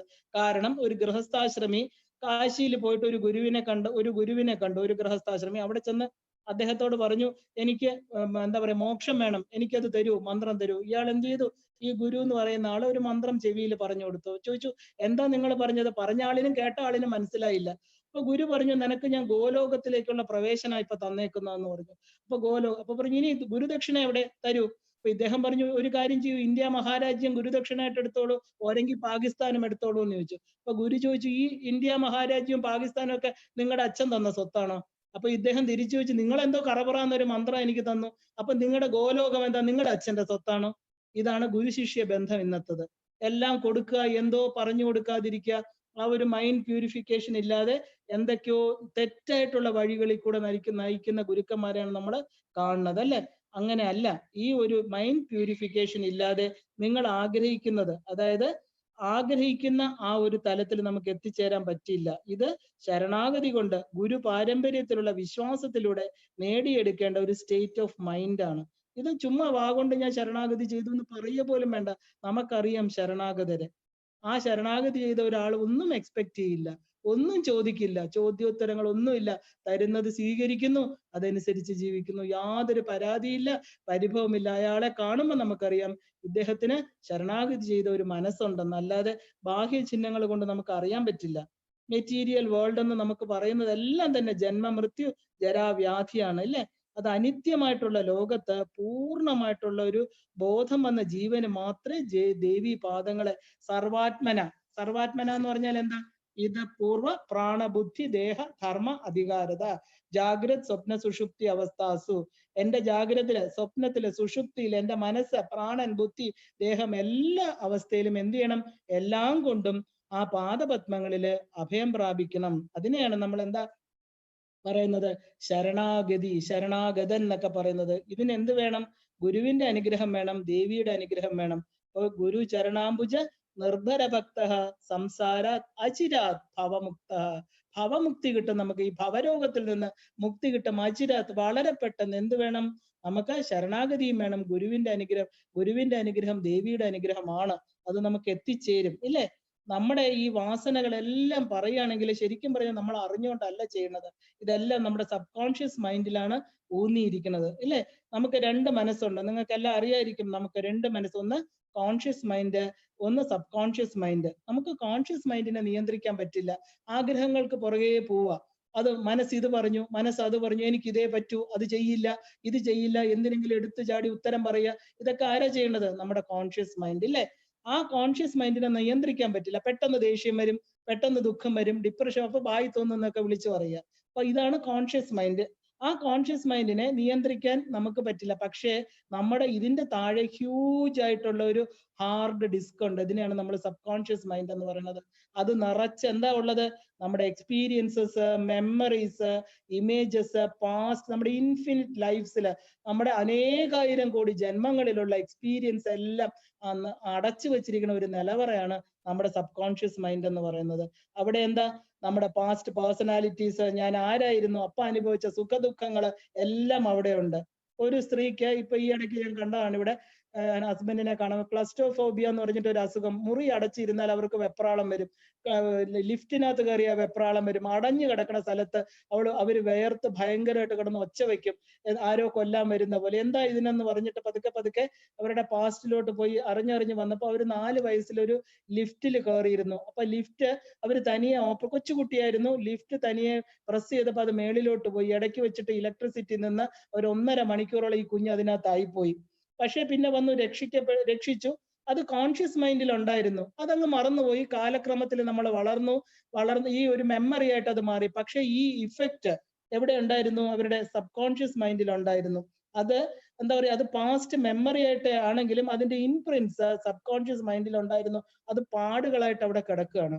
അത് ഭയമായിട്ടാണ് പുറത്തു വരുന്നത്. ഇപ്പോഴും അവർക്ക് എന്താ ആ ഒരു അടഞ്ഞു കിടക്കുന്ന സ്ഥലം കാണുമ്പോൾ ഭയം വരും. ഇത് എവിടുന്ന് വരണു? നമ്മൾ ഉണ്ടാക്കിയതാണോ? നമ്മൾ അറിഞ്ഞുകൊണ്ട് ചെയ്യുന്നതല്ല. നമുക്ക് വളർന്നു കഴിഞ്ഞപ്പോൾ ഈ 4 വയസ്സിൽ നടന്നത് അറിയില്ല. പക്ഷെ ഉള്ളിന്റെ അപ്പോ ഈ റൂട്ട്സ് എവിടെയാണെന്ന് ചോദിച്ചാൽ നമ്മുടെ സബ് കോൺഷ്യസ് മൈൻഡിലാണ്. അവിടെ നിന്നാണ് നമ്മുടെ ഈ വാസനകൾ ഓരോന്നും പ്രകടമായിട്ട് പുറത്തേക്ക് വരുന്നത്. ഇപ്പോ കർമ്മം ചെയ്യാൻ പ്രേരണ വരുന്ന എവിടുന്ന? Sub conscious mind. ഇപ്പൊ നമ്മളൊരു ഷിപ്പ് ആണെന്ന് വെക്കും, നമ്മുടെ ശരീരം ഒരു ഷിപ്പിനോട് നമുക്ക് എന്താ പറയാ താരതമ്യപ്പെടുത്തുകയാണെങ്കിൽ, ഒരു ഷിപ്പില് ക്യാപ്റ്റൻ എവിടെ ഇരുന്ന് അതിന്റെ ഓടിക്കുന്ന, അദ്ദേഹം എന്തെങ്കിലും ചെയ്യണുണ്ടോ? അവിടെ ഇരുന്ന് അദ്ദേഹം ആ ഒരു സ്റ്റിയറിംഗിൽ പിടിച്ച് ദിശ നോക്കുന്നു, അതനുസരിച്ച് ഷിപ്പ് പോകുന്നു. ഓരോ ഓർഡറും കൊടുക്കുമ്പോൾ ഷിപ്പിന്റെ അടിയില് എഞ്ചിൻ റൂമിനകത്താണ് വർക്കേഴ്സ് ഇരിക്കുന്നത്, അതനുസരിച്ചാണ് അവരവിടെ ജോലി ചെയ്യുന്നത്. ഇപ്പൊ ക്യാപ്റ്റൻ എന്ന് പറയുന്നത് നമ്മുടെ കോൺഷ്യസ് മൈൻഡും ക്രൂ എന്ന് പറയുന്നത് സബ് കോൺഷ്യസ് മൈൻഡും ആണ്. അപ്പോൾ സബ് കോൺഷ്യസ് മൈൻഡില് ഈ കോൺഷ്യസ് മൈൻഡ് എനിക്ക് പറ്റില്ല, എനിക്കറിയില്ല, ഞാൻ തോൽക്കും, എന്നെ കൊണ്ട് ഇത് പറ്റില്ല എന്ന് പറഞ്ഞ് പഴയ കുറെ കാര്യങ്ങളിൽ ഉറച്ച് സാധനാ തലത്തിൽ വന്നു കഴിയും. ഇത് പറ്റില്ല, അത് പറ്റില്ല എന്ന് പറയുകയാണെങ്കിൽ ഇതെല്ലാം എന്ത് ചെയ്യും? ഈ സബ് കോൺഷ്യസ് മൈൻഡില് ഒരു പ്രോഗ്രാം ഉണ്ടാവും, നമ്മൾ അറിയാതെ. നമ്മൾ ഏത് കർമ്മത്തിനും അതിന്റെ ഇൻഫ്ലുവൻസ് സൂക്ഷിക്കുന്ന സ്ഥലം, അതിനാണ് വാസനാ ശരീരം എന്ന് പറയുന്നത്. വാസനാ ശരീരമാണ് ജന്മത്തിന് കാരണമാകുന്നത്. നമ്മുടെ ശരീരത്തിന് സ്ഥൂല സൂക്ഷ്മ കാരണ ശരീരങ്ങളുണ്ട്, ഇല്ലേ? അപ്പൊ ഇതില് ഈ സബ് കോൺഷ്യസ് മൈൻഡില് നമ്മൾ ഉണ്ടാക്കുന്ന എല്ലാ വൈബ്രേഷനും പോസിറ്റീവും കാണും, നെഗറ്റീവും കാണും. അപ്പോ എന്ത് ചെയ്യും? നമ്മൾ എപ്പോഴും ഇങ്ങനെ എന്താ പറയാ, പറ്റില്ല, എല്ലാം നെഗറ്റീവായിട്ട് പറഞ്ഞു കഴിഞ്ഞാൽ എന്താ? ഈ കോൺഷ്യസ് മൈൻഡാ പറയുന്നത്, എന്താ എനിക്കിത് പറ്റൂല, എന്ത് ചോദിച്ചു അത് എന്നെ കൊണ്ട് പറ്റില്ല, ഇത് എനിക്ക് വിശ്വസിക്കാൻ പറ്റില്ല, ഞാനിങ്ങനെ ആയിപ്പോയി എന്നൊക്കെ പറഞ്ഞാൽ എന്താ? ഇതെല്ലാം വൈബ്രേഷൻ ഉണ്ടാക്കുന്നത് എന്താ? ഒരു നെഗറ്റീവ് വൈബ്രേഷൻ നമ്മുടെ ഉള്ളില് ഈ സബ് കോൺഷ്യസ് മൈൻഡിൽ ഉണ്ടാവും. അപ്പോ കോൺഷ്യസ് മൈൻഡ് എപ്പോഴും നമുക്ക് ശക്തിയാക്കി വെക്കണം, പോസിറ്റീവ് ആക്കണം, സന്തോഷം നിറഞ്ഞതാക്കണം. അപ്പൊ അതിനെന്താ വേണ്ടത്? ഈ ഷിപ്പിന്റെ ഉടമ, ഈ ക്യാപ്റ്റൻ, ആ ക്യാപ്റ്റൻ ശക്തനാവണമെങ്കിൽ എവിടെ ഏൽപ്പിക്കണം? ആ ഒരു ശരീരത്തെ നമ്മൾ കണ്ടു, ശരീരം രഥമേവതു, ഈ രഥത്തെ 5 കുതിരകളെ പൂട്ടിയ ഈ ശരീരമാകുന്ന രഥത്തെ ബുദ്ധിയെ ഏൽപ്പിക്കണം. സാരഥിയാകുന്ന അർജുനൻ, ആ വണ്ടി ഓടിക്കുന്നത് കൃഷ്ണനാണ്. അപ്പോ നമ്മുടെ ഈ ശരീരത്തെ കൊണ്ടുപോകുന്ന ആത്മശക്തിയായിരിക്കുന്ന ഭഗവതിയുടെ പാദത്തിൽ കൊടുക്കണം നമ്മൾ ഈ കയറ്. അപ്പൊ നമുക്ക് പോസിറ്റീവ് വരും. അപ്പൊ അതിന്റെ വൈബ്രേഷൻസ് എല്ലാം തന്നെ നമ്മുടെ സബ് കോൺഷ്യസ് മൈൻഡിൽ പോസിറ്റീവായിട്ട് വരും. അപ്പൊ ഈ ശരീരമാകുന്ന ഷിപ്പിന്റെ ഉടമസ്ഥനെ തിരിച്ചറിയണം. ഞാൻ എന്ന് നീ പറഞ്ഞ പോരാ, ഈ ഞാൻ ആരാണ്? അപ്പൊ തിരിച്ചറിയുമ്പോ അമ്മയാണ് ഇത് നടത്തുന്നത്. ഇന്ന് ഞാൻ അറിയണു അമ്മ, ഈ മഹാശക്തി, വിശ്വത്തെ ഭ്രമിപ്പിക്കുന്ന, വിശ്വത്തെ നടത്തുന്ന, വിശ്വൈക ശില്പിയായിട്ടിരിക്കുന്ന ആ അമ്മ എൻ്റെ ഉള്ളിൽ ഈ പാവപ്പെട്ട, ഒന്നിനും കൊള്ളാത്ത, യാതൊരു വിധത്തിലുള്ള എന്താ പറയാ നന്ദിയില്ലാത്ത, തിരിച്ചറിയാത്ത, സത്യത്തെ അറിയാത്ത ഈ എന്നിലും അമ്മയാണെന്ന് ഇന്ന് തിരിച്ചറിയുമ്പോൾ ശരണാഗതി ചെയ്ത് കരഞ്ഞ പാദപത്മങ്ങളിൽ സറണ്ടർ ചെയ്താൽ ഏതമ്മ നമ്മളെ ഏക്കില്ല? ആ ഒരു പോസിറ്റീവ് മൈൻഡ്. അപ്പൊ നമ്മൾ വിചാരിക്കുന്നു ഈ അമ്മയാണോ? അയ്യോ ഇതല്ലല്ലോ, ഞാൻ ശരീരമല്ല, മനസ്സല്ല, ബുദ്ധിയല്ല, അഹങ്കാരമല്ല എന്ന് തിരിച്ചറിഞ്ഞ ഒരു പോസിറ്റീവ് മൈൻഡ് നമ്മളിൽ ഉണ്ടാക്കുന്നതാണ് സാധനയുടെ ലക്ഷ്യം. അതിനാണ് നമ്മൾ സാധനാ തലത്തിൽ വരുന്നത്. ആ പോസിറ്റീവ് മൈൻഡ് എടുക്കുമ്പോൾ നമ്മുടെ സബ് കോൺഷ്യസ് മൈൻഡ് എന്താവും? ഇനി ഒരു ജന്മം നമ്മൾ സഞ്ചയിച്ചു വെക്കണ്ടേ? ഈ പാപങ്ങളും പുണ്യങ്ങളും, ഈ പാപങ്ങൾ ഇതുവരെ കൊണ്ടുവന്നതിനെ ഇല്ലാതാക്കണ്ടേ? ആ അറ ആദ്യം തന്നെ ക്ലീൻ ചെയ്യണം, ഇല്ലേ? ആദ്യം തന്നെ നിറഞ്ഞ ഒരു പാത്രവും കൊണ്ട് ഭഗവാന്റെ അടുത്ത് ചെന്ന ഭഗവാൻ എന്തൊഴിക്കും അതിനകത്ത്? അതുകൊണ്ടാണ് ആദ്യം ക്ലെൻസ് ചെയ്യൂ, ക്ലീൻ ചെയ്യൂ, കളഞ്ഞു, ഈ പഴയതിനെ കളയൂ, അതിൽ പിടിച്ചു നിൽക്കാതിരിക്കൂ എന്ന് വീണ്ടും വീണ്ടും നമ്മുടെ ഗുരുപരമ്പര പറയണത്. നമ്മളോ കളയില്ല. കാരണം എന്താ? ഈ പണ്ടുണ്ടാക്കിയ ഇൻപ്രിൻസ്, പണ്ട് ഞാൻ ഒന്നിനും കൊള്ളില്ല, ഞാനൊരു നെഗറ്റീവാണ്, എനിക്ക് കഴിവില്ല, ഇങ്ങനെ പറഞ്ഞതെല്ലാം പ്രിന്റ് ചെയ്ത് അവിടെ വെച്ചിട്ടുണ്ട്. അതാണ് കാരണം. അപ്പൊ നമ്മൾ എന്ത് ചെയ്യണം? ഈ ശരീരമാകുന്ന ഷിപ്പിന്റെ, ഇല്ലെങ്കിൽ ഈ ശരീരമാകുന്ന രഥത്തിന്റെ യഥാർത്ഥ ഉടമസ്ഥനെ കണ്ടെത്തണം സാധനയിലൂടെ. അവിടെ ഏൽപ്പിക്കണം ഈ കയറ്. മനോരൂപേക്ഷ കോദണ്ഡമായിട്ട്, കരിമ്പുവില്ലായിട്ട് കയ്യിൽ പിടിച്ചിരിക്കുന്ന ആ അമ്മയുടെ കയ്യിൽ നമ്മുടെ മനസ്സിനെ കൊടുക്കണം. എന്നിട്ട് എന്ത് ചെയ്യണം? ഉദ്ധരേതാത്മനാത്മാനം ന ആത്മാനം അവസാദേ. നിന്റെ ആത്മാവിനെ നീ ഉയർത്തണം, അല്ലാതെ വേറെ ആരും പുറത്തുനിന്ന് വരില്ല. എന്റെ ആത്മാവ് എനിക്ക് വലുത്, ഞാൻ മാത്രം എന്റെ ആത്മാവിനെ അറിയുള്ളൂ. അത് വേറൊരാളുടേതല്ല, ഭർത്താവിന്റെ അല്ല, കുഞ്ഞുങ്ങളുടെ അല്ല, അത് എന്റെ മാത്രം. ന ആത്മാനം, അതിനെ താഴ്ത്തി കെട്ടരുത്. ന അവസാദേ, താഴോട്ട് കൊണ്ടുവരരുത്. കാരണം ആത്മൈവ ആത്മനോ ബന്ധു, ഈ ആത്മാവാണ് നിന്റെ ബന്ധു. ആത്മൈവ രിപുരാത്മ, നിന്റെ ശത്രുവായിട്ട് മാറുന്നതും ഈ ആത്മാവ്. ഇതിനെ നീ അറിയാതെ പ്രവർത്തിക്കുമ്പോൾ ഇത് നിന്റെ ശത്രുവായി തീരണോ? ഇതിനെ നിന്റെ ബന്ധുവായിട്ട് കാണുമ്പോൾ നിന്റെ മിത്രമായിട്ട് തീരണോ? അപ്പൊ എന്താ? ഞാൻ തന്നെയാണ് എൻ്റെ ആത്മാവിനെ ഉയർത്തേണ്ടതും താഴ്ത്തേണ്ടതും. അപ്പോ എങ്ങനെ ആയിരിക്കണം ഈ തീരുമാനം? ഞാൻ എങ്ങനെ എടുക്കണം? ഇത് നമ്മളോട് ചോദിക്കണം, നമ്മളോട് സംസാരിക്കണം. നമ്മൾ സദാ പറയണില്ലേ, എനിക്ക് ദുഃഖം വരണു, എനിക്ക് സന്തോഷം വരണു, ഞാൻ ദുഃഖിയാണ്, സുഖിയാണ്, എന്നെ അങ്ങനെ പറയണു, ഇങ്ങനെ പറയണു. ഇത് ആരോട് പറയുന്നത്? നമ്മളോടല്ലേ പറയണത്. നമ്മൾ വേറൊരാളോട് പറയുന്നതിന് മുമ്പ് ഈ സുഖം ദുഃഖങ്ങളൊക്കെ എവിടെയാ വരുന്നത്? ഇയാൾ എൻ്റെ ഫ്രണ്ടാണ്, ഇയാൾ എൻ്റെ ശത്രുവാണ്, എല്ലാം നമ്മളോടാ പറയുന്നത്. അതുപോലെ നമ്മൾ നമ്മളുടെ ഉള്ളിലിരിക്കുന്ന അമ്മയോട് സംസാരിക്കണം. ഉള്ളിലിരിക്കുന്ന ചിത്ശക്തിയായിട്ടുള്ള അമ്മയോട്, അമ്മ ഇങ്ങനെയൊക്കെയാണ്, എന്ത് ചെയ്യണം?